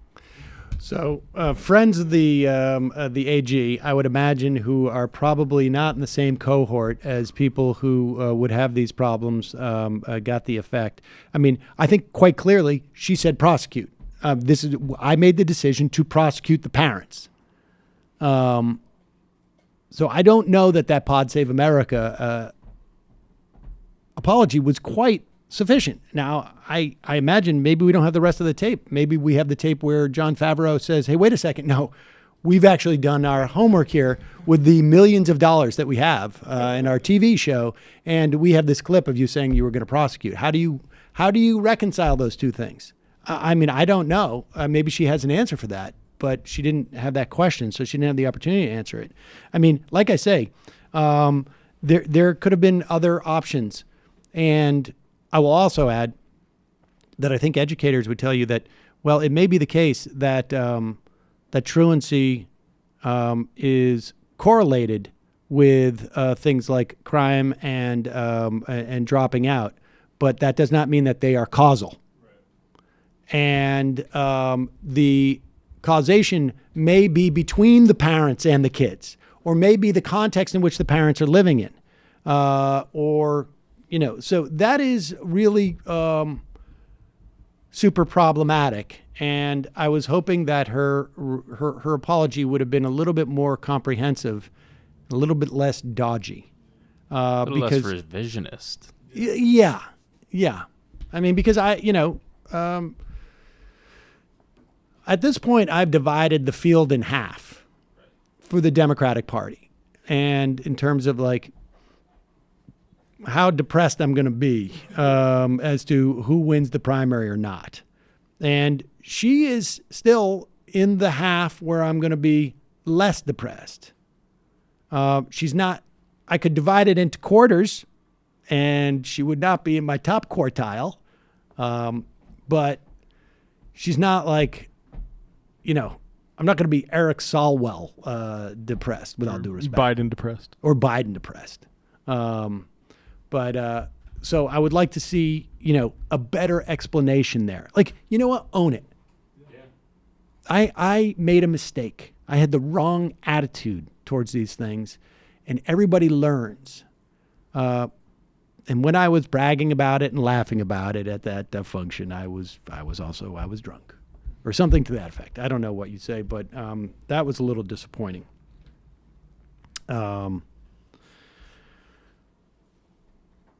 However, over at Fox, they are, of course, worried about a different thing. Well, it's just Fox Business. They have gotten, this is Trish Regan here. One of the things that's quite clear is that, and apparently there's data to suggest this, the Trump administration and really the Trump campaign, it has been my sense that they are pushing this because they're playing directly to the base. Those people that Trump could shoot a person on Fifth Avenue and still have these people support him. Apparently there's new data. I think it came from Ron Brownstein, I think. I'm not 100% sure where this comes from.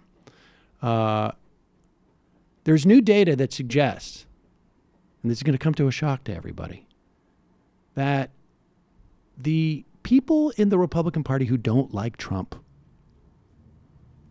They like the tax cuts. Turns out there's something else that they like.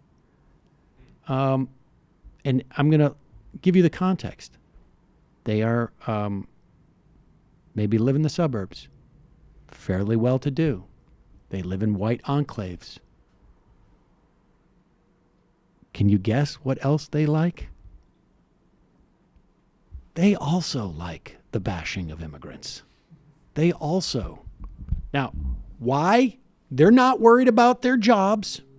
They're not worried. I mean, these are not people who are like, I'm competing with these guys for, doing yard work or picking produce or being domestic help.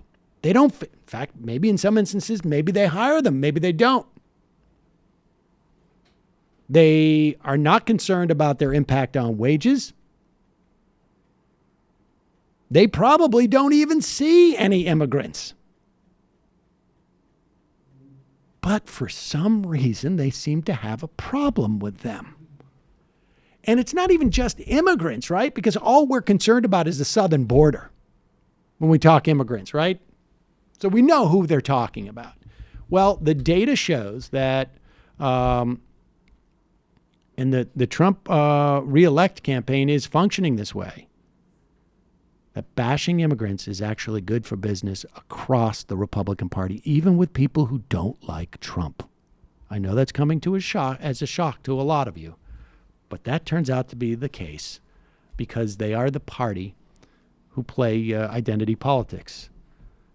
There's one identity in which 90% of their electorate, at least, is made up of white folks. And here's Trish Regan, one of the whiter folks on TV, reminding them that the border crisis is beyond the breaking point, even though it hasn't broken yet. Attorney General Barr now directing judges to deny bond hearings, deny them, for asylum seekers who illegally enter the country. In other words, if you come in the right way through the port, you can claim asylum. Pause it. But if you come... This is incidentally a lie. Every asylum seeker comes in illegally. They come into the port and they say, I want asylum. They are found to have a credible case for asylum, but there has to be a hearing. And prior to this point, they have been then released on bond, so they come back for this hearing. And now they're not going to. She's just lying about all this, but go ahead. But if you come in the wrong way illegally, you're going to have a hard time doing so. Think about it now. If you're a person with absolutely no economic opportunity living in Honduras or anywhere else in Latin America, I get it. Why not roll the dice? Why not try and come here? However you can, including illegally. And that's exactly what we see again in this video. People, I've showed this to you before, literally swimming under barriers trying to get here. Migrants will do what they need to, all in an effort to come to the United States.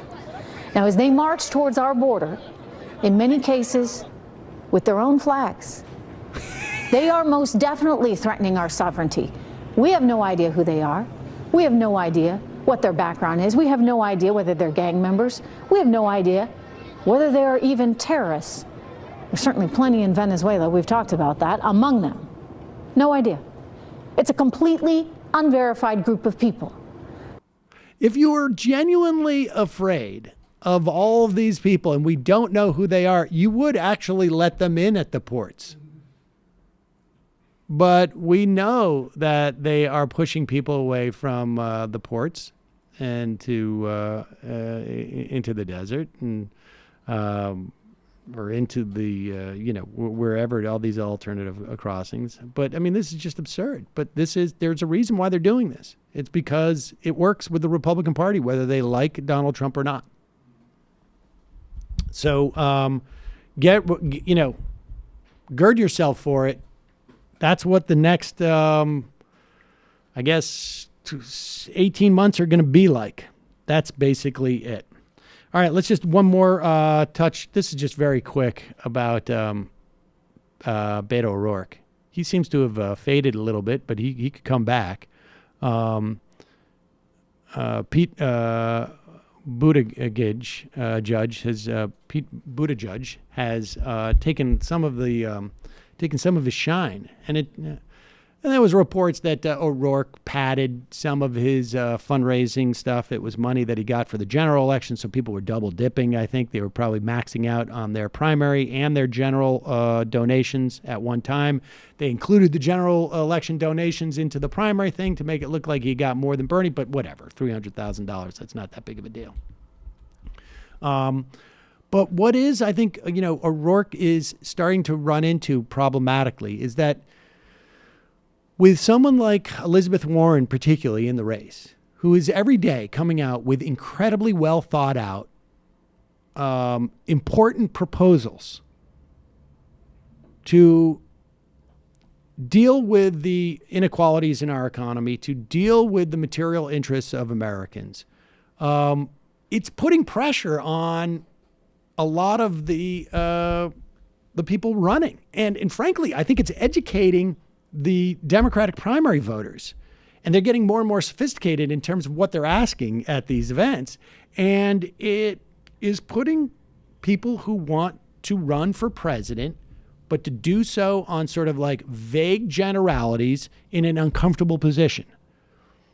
Beto O'Rourke, for better or for worse, I think is one of those people who is running on vague generalities. Remember, this is a guy who called for the cuts of Social Security in 2012 before he ran. Cuts Social Security in 2012. And now he's being a little bit less specific. But here is how he wants to address corporate concentration. Corporate concentration. Just think about those words. What comes to mind when you think about corporate concentration?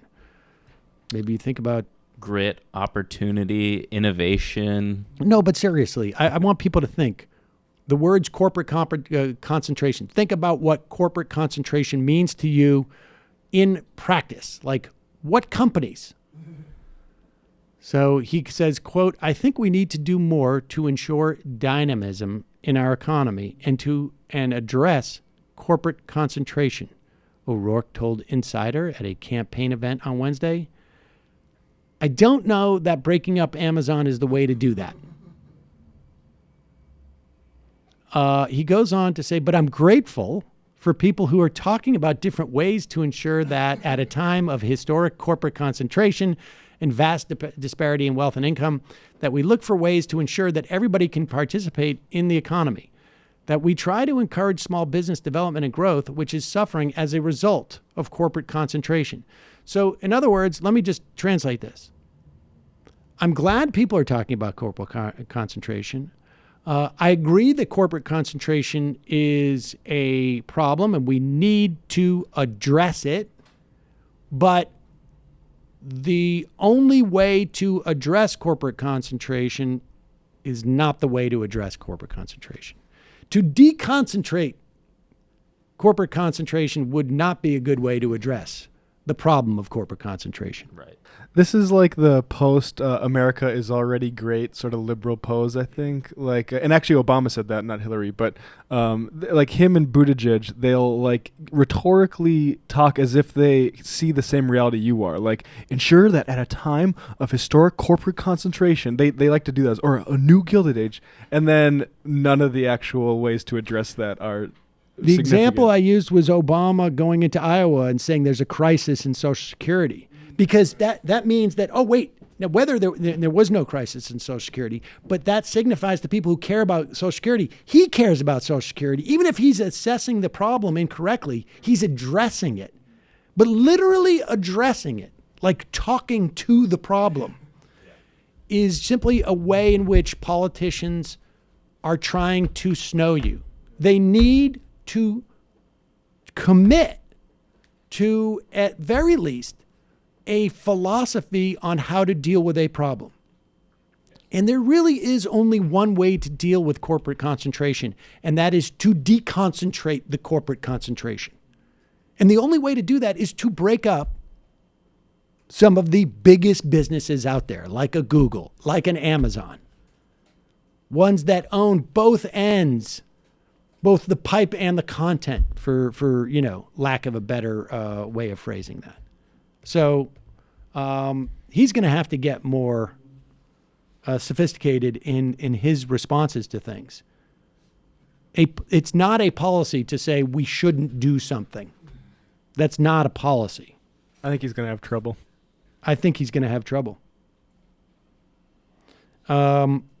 Speaking of having trouble, Dave Rubin is very upset.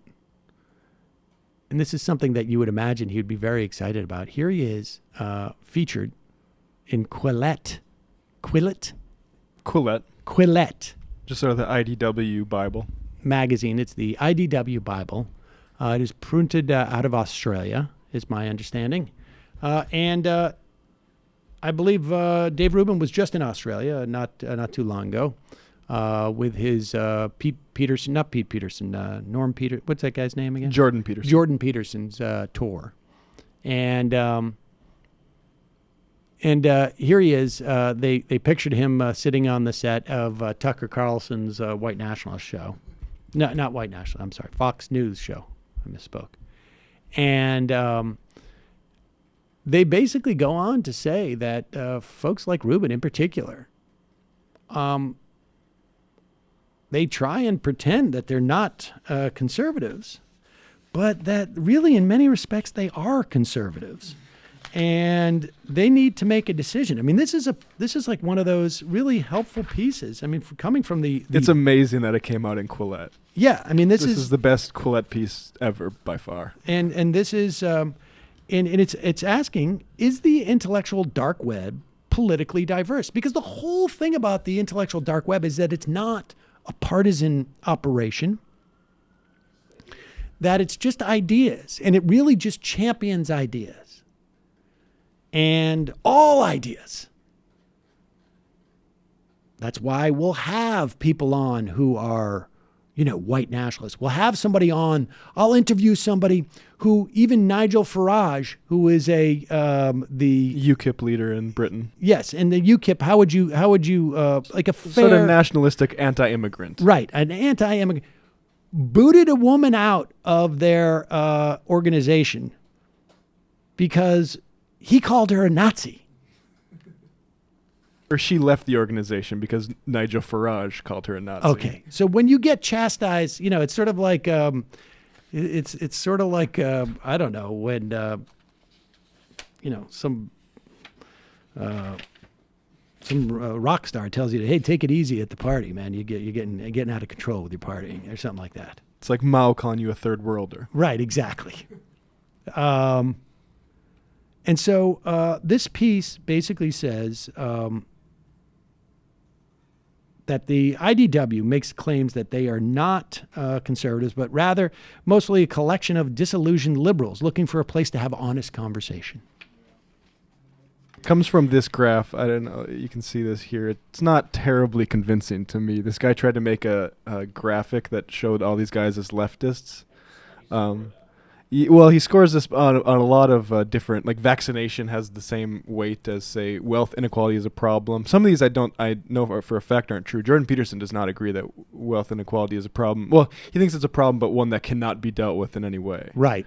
It's an inevitability. Yeah. Right. Which, of course, has... So, like these are all, supposedly leftist positions that they take. Positions left of center, right? And, but the author just says, take a look at Dave Rubin's timeline. He relentlessly attacks, on Twitter, he relentlessly attacks Democrats, retweets Trump Jr., hangs out with Candace Owens and Charlie Kirk. Proof is in the pudding. Some of the other people are debatable, but clearly the chart is missing something when he looks at that chart about Dave Rubin. And he writes, after gathering a lot of data, it's important to do a sanity check, which means taking a step back and making sure that the big picture that emerges from the data makes sense. In this particular case, if it's true that the IDW members, with the exception of Shapiro, align almost entirely with liberals on the main issues that divide liberals and conservatives, then we should reasonably expect them in practice to align politically with liberals and not conservatives. Right? I mean, if you hold these beliefs in a genuine and sincere fashion, you would align with your ideological colleagues to make sure that those proposals actually come to fruition or remain. And he writes, yet, as I point out in my tweet, this is clearly not the case with Rubin, or as even the briefest glances at reveals. He relentlessly attacks Democratic politicians, but never Republicans, regularly appears at speaking events with conservative organizations as Turning Point USA, and frequently retweets and is retweeted by prominent conservatives like Trump Jr., Charlie Kirk, Candace Owens. In other words, while the data suggests Rubin should be politically aligned with liberals and against conservatives on the main issues that divide them, in practice, the opposite is true. And he goes on to talk about how there's a different type of realignment on YouTube. And that there's a question of, like, you can posture as something, but fight for something that is quite different from your posture. Beto O'Rourke. Right. Or, but we can see it in that regard, or just sort of like, you know, the Fox News Democrat that they used to bring on. This guy, Pat Caddell, for instance, who I believe just passed away. You know, there's a way in which you can sort of maintain an identity, but actually, as I think a lot of these IDW people would tell you, that your identity is secondary to what you actually do and advocate for. And so Rubin got pretty upset as he was flying home from somewhere, I don't know where. And he writes a long discourse that he then cuts up and puts in there because he had a lot to say. This is the most I think he's ever said. I mean, who wouldn't? And he talks about the article implies that I refuse to extend the same courtesy to the left because he has a lot of rightists on. Now, understand, if I'm not mistaken, Dave Rubin says the problem with the left today is that they've become like SJWs. They become authoritarian. They don't allow people to, you know, speak and whatnot. So he's now defined who the left is. It's people like me, right? I mean, I don't agree with his assessment of me, but he's basically, that's who he's talking about. He's being very critical of these people. In fact, he won't even have people like me on. But then he claims that he has had some on the left, like Eric and Brett Weinstein, one of whom I guess works with Peter Thiel. Peter Thiel, yep. Sam Harris, who, but for the Islamophobia that doesn't exist. And IQ stuff, generally. Majad Nawaz, who apparently is a good friend of Sam Harris's, according to Sam Harris, are firmly on the left. I don't know what that means. So how could they firmly be on the left? It's funny that all the favorite guests on the left are also his friends. And also they're in the IDW. That's weird. The only people on the, quote, left that Dave Rubin will sit down with to have a conversation with are ones that he's assured beforehand aren't going to be challenging to him. Of course. Of course. So Dave Rubin has an opportunity to actually show the world that he can have a conversation with someone he considers to be a true leftist. Someone who he considers to be, you know, out of bounds. I mean, if you want to exchange ideas, let's exchange ideas. Let's have that conversation. He won't. And I think this is why he's getting that criticism. And so good for Quillette for making that criticism. I mean, for gosh sakes, this is an opportunity. Why are you, let me ask you this. Bring it in a little bit. Can you do that? Yeah, let me do this. I'll do this.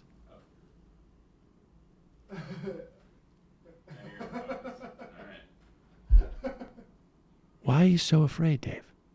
I'm not going to hurt you. I'm just going to have a conversation with you. I am sorry that the contributor on my program did a video where he called you stupid. But I took that video down. I made him apologize to me personally because I was offended by it. I pulled his commissary rights for 3 days. He didn't get to have lunch there. So I don't know what else I can do, but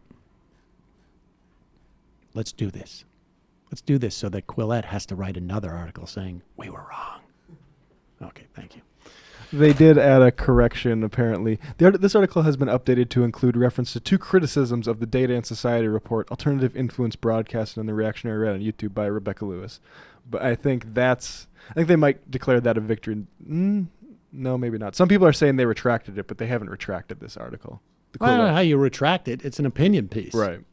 And that, what's amazing is that these guys, all these IDW guys that Dave Rubin cites, they go to great lengths to stifle any critique of theirs that are even opinion. That are opinion. I'm only issuing opinions. I haven't stated any facts about Dave Rubin other than he got funding from libertarian organizations supported by the Koch brothers, which he then, first denied and then sort of said was no big deal and doesn't implicate, I love that thing where you get a big chunk of money from an organization and you don't have to do anything for it. That's great. I want to get in on that. How do I get in on that? I want some of that cash. I like that. All right. And lastly, speaking of IDW, this is a little bit disturbing. Who dug this up?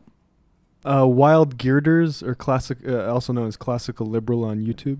Or on Twitter, sorry. All right. Well, hat tip. This is from a podcast in 2016. Polite Conversation podcast. It's Sam Harris being interviewed, I guess, by Ainid Mohammed. Is that her name? Yeah, Aina Mohammed.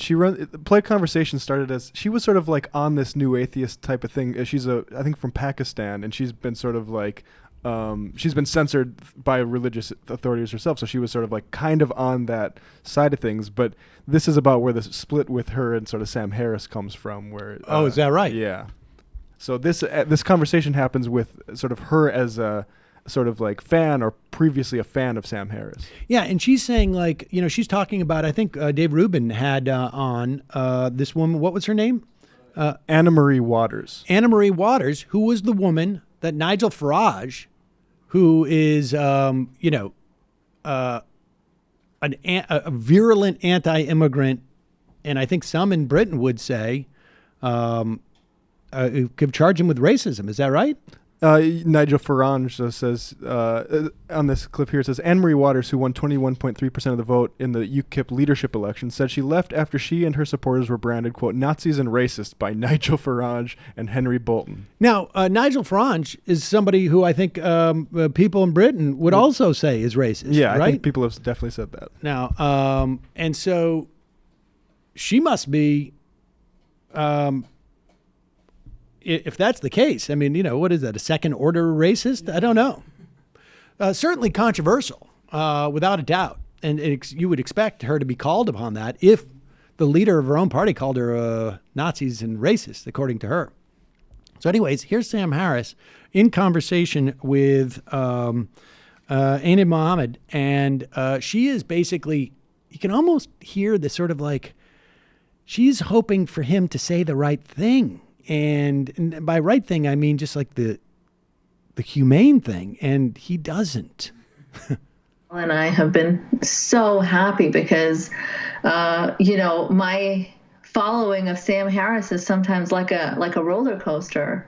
Then one day there's like, this interview with Anne-Marie Waters is good, and I'm like, oh no, Sam. Well, that's another example. So that's the only thing I've ever seen from Anne-Marie Waters. But you see why then Gad and Rubin are doing some harmful things, because they're presenting these people in the best light possible. Okay, pause it. So let me just catch you up on this conversation.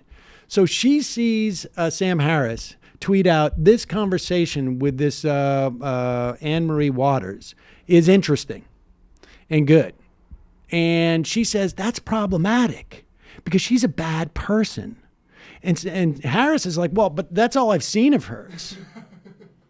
And then she says, well, that's a perfect illustration of why Dave Rubin, and who is it, Saad God she's talking about, are so bad and toxic because they take this person who has been called a Nazi and racist by the UKIP party in Britain and make her seem palatable to people like you. And then theoretically, not even theoretically, you amplify this person in a positive light even more. And so you've got Ainid Muhammad here trying to say, like, don't you see this is the problem? When they charge you with being some type of gateway to the alt-right, this is exactly how you're doing it. And you cannot, it's not enough. And she's now taking the tack, like, it's not enough to say that just you're ignorant about this person. That you are. Well, ironically, it's the whole context thing. Sam Harris says, I shouldn't need any extra context for this person. I should just be able to judge it purely off of this one interview with Dave Rubin. I mean, Jesus. Presenting these people in the best light possible. Okay, but do you agree? You watched that interview, right? Do you agree that she came off? I mean, she basically sounded like me or Douglas or someone. I mean, Douglas. I my didn't version watch of Douglas. the interview, Okay. but I just pause it. So I know he's who now she his is, defense is, but in that narrow context, she was good. So you cannot. So he is purposely evading the point she's trying to make. The point she's trying to make is that you cannot present this person. This is what's problematic. You're presenting a person as so good when you're not doing any research on him and you're just relying on Dave Rubin. And so Dave Rubin is problematic because he's taking someone who is also not good and is selling it to you. And so his defense is like, well, but, I didn't know, it's like buying, like, the guy showed up and he said he's got a bunch of fur coats that fell off the back of I had no idea it was stolen goods, right? I mean, that's basically it. Like, you can't blame me for that, even though I'm a scholar. But go ahead. And I know that she thinks if you're not anti-immigration, as she said to me and Mariam Namazi, then you're pro the rape of white women. Right. But and she heads this organization called Pegida with Tommy and with a white genocide guy called Paul Weston, I believe. And Paul Weston is a guy who thinks that no Muslims should ever be allowed to hold public office, even Muslims like Majid Nawaz.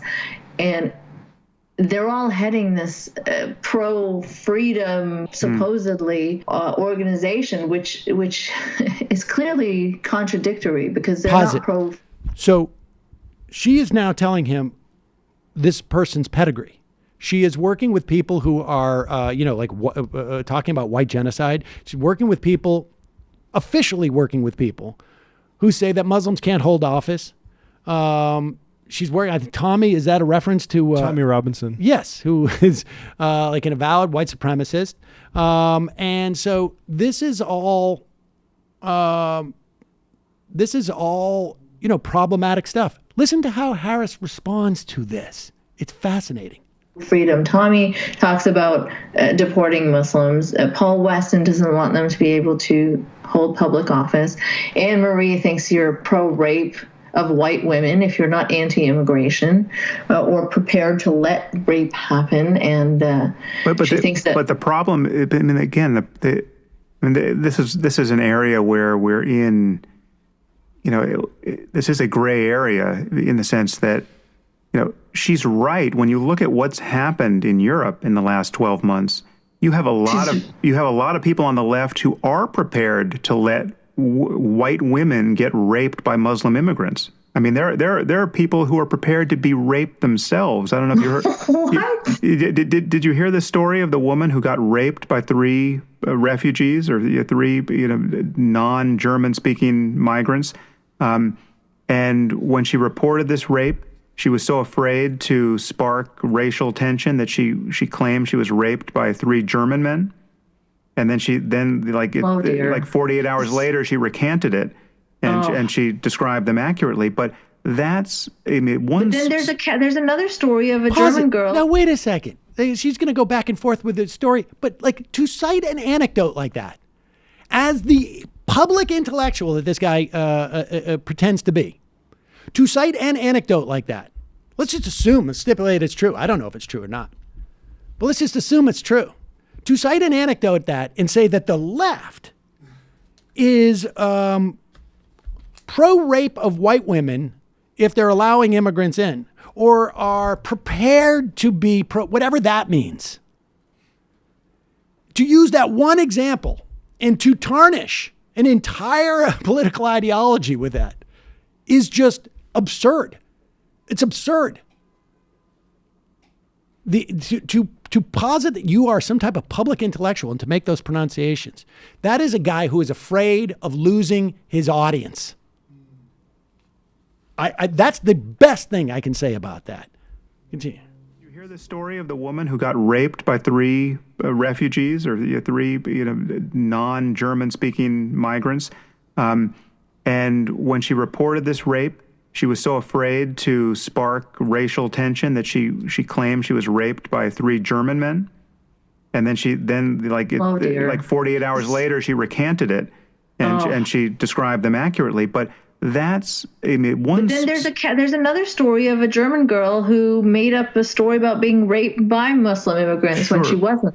But what no one it Pause seems it. Sure, that happens. That one anecdote, though, shouldn't by the same reasoning, shouldn't that tarnish all white people who get raped? Like, so you are necessarily prepared. The rest of society is prepared for people to make up who they're raped by. I mean, this is absurd. This is absurd. This is a guy who's desperately flailing around trying to protect some image. And you got to ask yourself, why? You know, people ask, like, why I used to call this guy a charlatan. This is why. That what no one can reasonably dispute now is that there's been a wave of sexual assaults which the left feels some obligation to not report, or at least and that's a problem. What? No one can reasonably dispute that the left in Europe is reluctant to report rapes because of widespread immigrant. I mean, first of all, you go and you look at that. I was looking at Der Spiegel online. These the reports of these rapes are from places like Facebook pages. Outfits called rapefugees.net is a website. These are where these reports came from. It's also the case that some European countries have higher reported instances of rape because they're better at reporting rapes, and they don't have a problem of not reporting them. I mean, we don't talk much about Sam Harris as much anymore because he seems to be sort of like, I don't know, maybe reevaluating things or just sort of like trying to ease off when he realizes like maybe my personal wealth and fortune is not necessarily something that I have no idea. But that's just disgusting. And I don't know how people can say that's taken out of context. I would love to see the context. I mean, it's the entire conversation. Wow. Let's go to the phones. Calling from a 419 area code. Who's this? Where are you calling from? Hey, is this me? Yeah, it is. Who's this? Hi, this is Lucas from Columbus. Lucas from Columbus. What's on your mind? So I had a question for you guys. With things like the New Zealand shooting and just in general, like the rise of more right-wing violence that we kind of see day to day, especially like since 2018, I wanted to know what your guys' thoughts were on the sort of counterculture slowly growing in the left as far as gun culture is concerned, where you have like organizations like the Socialist Rifle Association and people advocating that people on the left start arming themselves a little more in lieu of like gun restriction or restrictive gun legislation that is sort of more mainstream in the Democratic Party, and instead advocating for police demilitarization and things like that. I mean, I don't know how much of that counterculture is really growing up. I mean, maybe it's organizing a little bit, more because we're living in an era of social media. But, the biggest proponents of carrying guns in the 60s were the Yippies and the Black Panthers. I mean, that's how you got gun control in California, was because Ronald Reagan was a little bit concerned that the Black Panthers were showing up at City Hall meetings with shotguns. And so I don't know enough, frankly, of what is behind these groups. If it is something like, if the idea is that this could bring about, more gun control legislation, it's been effective in the past, right? Broadly speaking, though, I don't think that there's, I'm not sure what the end game is there. Okay. Appreciate thanks for taking the call. Appreciate Thanks. you guys. Bye. Calling from a 651 area code. Who's this? Where are you calling from?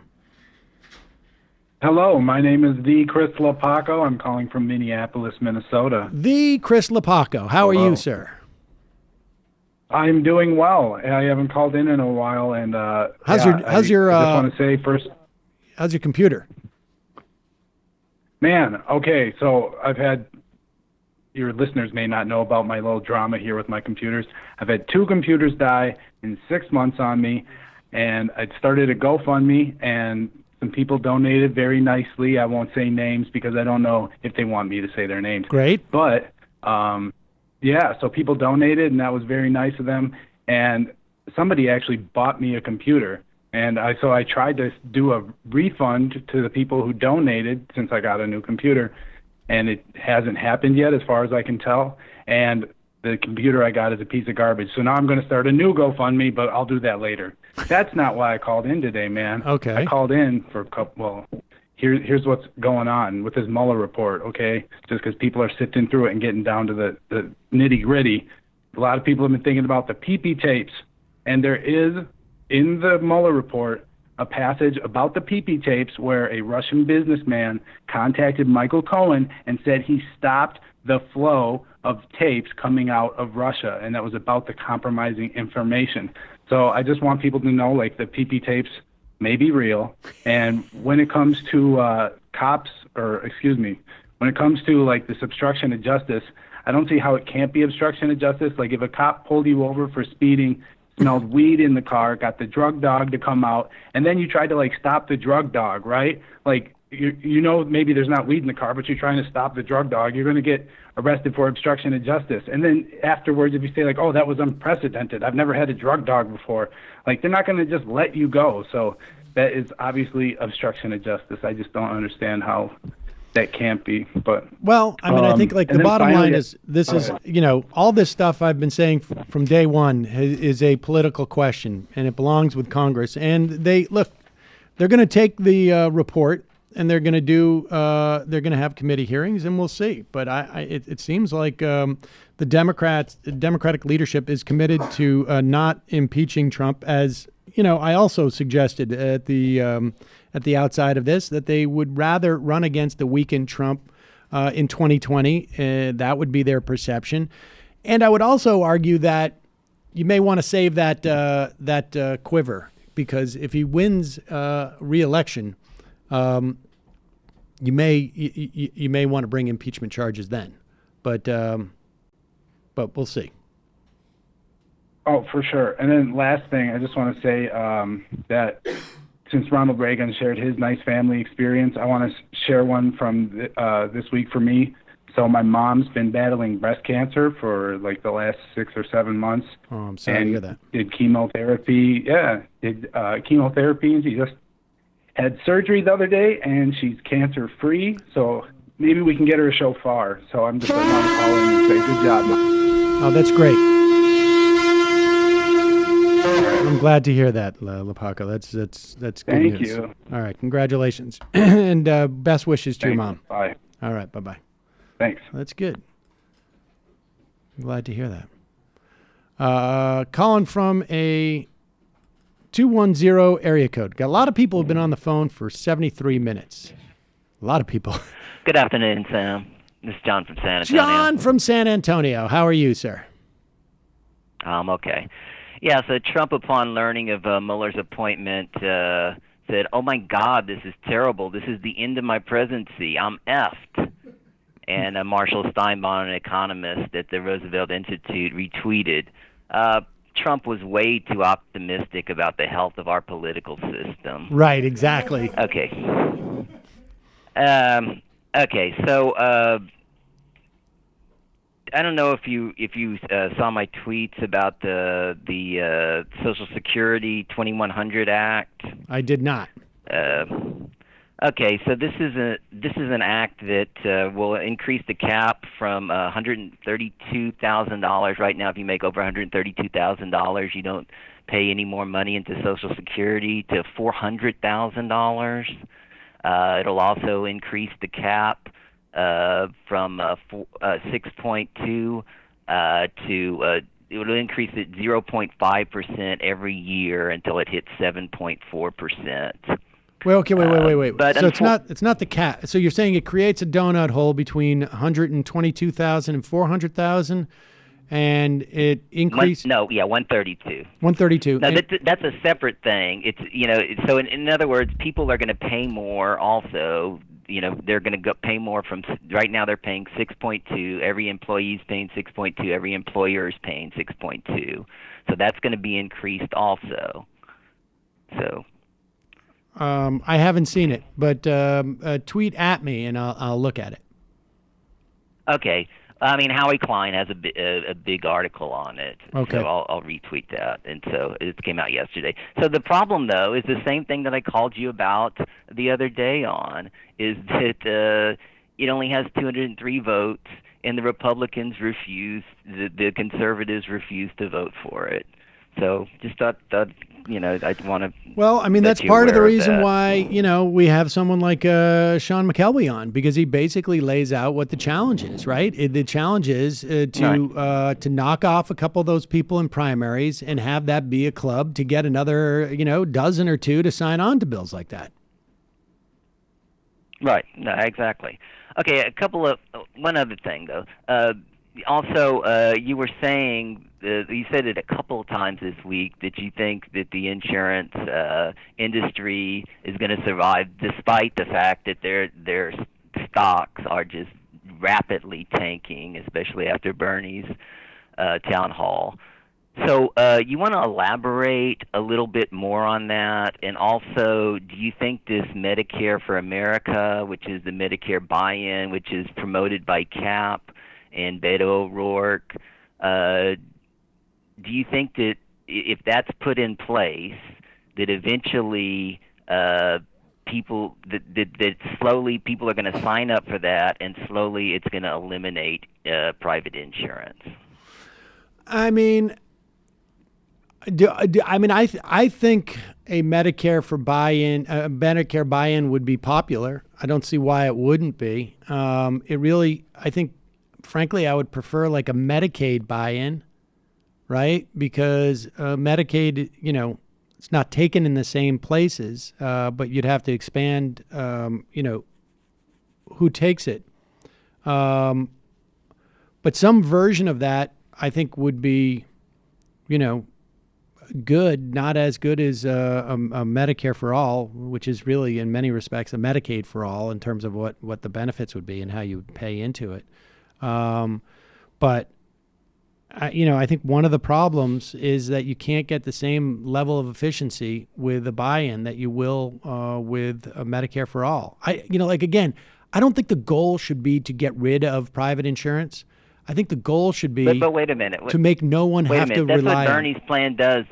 That's what Bernie's plan does, though. And so when you're saying you don't, the goal is not to get rid of insurance, that's exactly what his plan does. In fact, he makes it his plan makes it illegal to cover the same thing. And so so aren't you essentially saying that you don't think Bernie's plan is going to pass? I mean, I'm not saying, obviously it's not going to pass, and even in the brightest scenario, 2021. But I don't think that any plan that any presidential candidate presents today will pass as written. No. You cannot give me in the history of legislation an example of a plan that a presidential candidate proposes that ends up being the law in the end. Now, you can say that it outlaws any insurance that becomes redundant, right? You can still have private insurance that's supplemental. And if there is, and that may mean like private insurance that provides for you like concierge service for your doctors. That is, one can still have that. Now, Bernie's plan may call for, and you just said, call for the elimination of private insurance, but I don't. That doesn't mean that his whole bill goes down if there's still, they don't pass a law that says you can't have private insurance. Well, yeah, but I mean, he's going to have to change his law. I mean, it's not a law. Very specific. It's not a law. It's not a law. His bill, rather. I'm sorry, his bill. But but that's the way. I mean, John, can you point to me any piece of legislation that doesn't get changed? I mean, from the way that's presented, of course. You're not addressing the question, though. You're not addressing the question. The question is, you're saying that it's not, that insurance is still going to be viable, and what I'm saying is Bernie's bill doesn't. It's saying that it's not going to be viable. In fact, it specifically makes it, it's by law. If it does pass and becomes a law, it will be illegal for the insurance companies to cover the same thing. I mean, first of all, I keep saying, John, what does supplemental mean? Well, I mean, if you're talking about like cosmetic surgery, okay. I mean, it's different than the way it is now. The way it is now is supplemental Medicare, covers the other 20%. I get you, but supplemental Medicare doesn't make any sense anyways, because what his Medicare for All covers a lot of stuff that Medicare doesn't. Medicare as it exists now involves, paying premiums. That his bill won't. Right. Okay, so if I don't know what the question is that you're asking me. What is the question? Well, the question is, if you're saying that the insurance private insurance is going to survive, you said this a couple of times. So I said I don't care if it survives, but my guess would be yes, it survives. In what form, I don't know, but I think it will be supplemental to. It'll either cover stuff that doesn't cover now, or maybe it's cosmetic surgery, but I think it'll be broader than that even. But that's my guess. Yeah, that would be my guess. Okay. If you're asking me, I think that Bernie's bill, and my answer would be the same for every single proposal that any politician offers on the campaign trail, or frankly, that submits in the Senate or in the House. Do I think that bill is going to be implemented word for word? I doubt it. No. Right, but the point is that's why I was asking you about the Medicare for America bill, because I mean that essentially is a buy-in, and so I mean if you think that's what's going to keep the private industry going, is this buy-in? No, but John. Yeah, but John, you're looking at it as these sort of like binary type of decisions. And I don't even think that we've seen the bill that is going to, if Bernie becomes president and the House goes Democratic and the Senate goes Democratic and the House, AOC caucus doubles in size, I still don't think that we've seen the bill that is ultimately going to pass. It's going to be some version of this. I think, I think it's good for him to take this position that we're going to outlaw private insurance except for, cosmetic surgery. But I don't think that's ultimately where it's going to land. And from a policy perspective, I don't think the point is to eliminate private insurance. I don't think Bernie thinks that either. I mean, I found this clip here about him talking about this. I'll play it. We'll introduce what he believes is a path to health care for everyone, often called Medicare for All. Ed O'Keefe spoke to him today. There are some estimates that say this could cost maybe 10 to 15 trillion over the next decade. Others, it's no. It's going to cost. No one thinks it costs. Look, we're spending $3.5 trillion right now. We are spending twice as much per capita on healthcare as any other nation. What our system does is get rid of insurance companies and drug companies making billions of dollars in profit every single year. And what happens to those insurance companies after your plan? implemented? If you want cosmetic surgery, under Medicare for All, we cover all basic health care needs. I suppose if you want to make yourself look a little bit more beautiful, you want to work on that nose, your ears, they can do that. But So basically Blue Cross Blue Shield would be reduced to nose jobs. something like that. Yeah, okay. So, I mean, I don't think that's terribly different what I'm saying. Medicare for All will cover basic healthcare needs. I imagine there are healthcare needs beyond like cosmetic surgery. I don't know what they are, but it could be that basic needs mean like if you go to 9 out of 10 hospitals, but it's conceivable that there could be for really wealthy people some other type of care where you're you getting, maybe Medicare covers shared rooms. But if you want your own room at a hospital, maybe you need supplemental health insurance to cover that, or it would be out of pocket. I don't know, but it's not hard to imagine these scenarios, John. And so that is what I perceive as supplemental. We will have a list of what constitutes the basic care that Medicare provides. And then there's undoubtedly like, you want an MRI and it's not called for on the schedule that Medicare will pay for. If you have supplemental insurance, you can go get that MRI, even though it's not called for medically, then go ahead, go to town. If ACL injuries need to be repaired and it's a 4-week wait, LeBron James is not going to wait 4 weeks during the season. He's going to get that surgery. Well, he probably has cash in his pocket that he could exactly. pay for it, but it's also conceivable that like, I don't know, somewhere between LeBron and you or I, where people want some type of concierge care.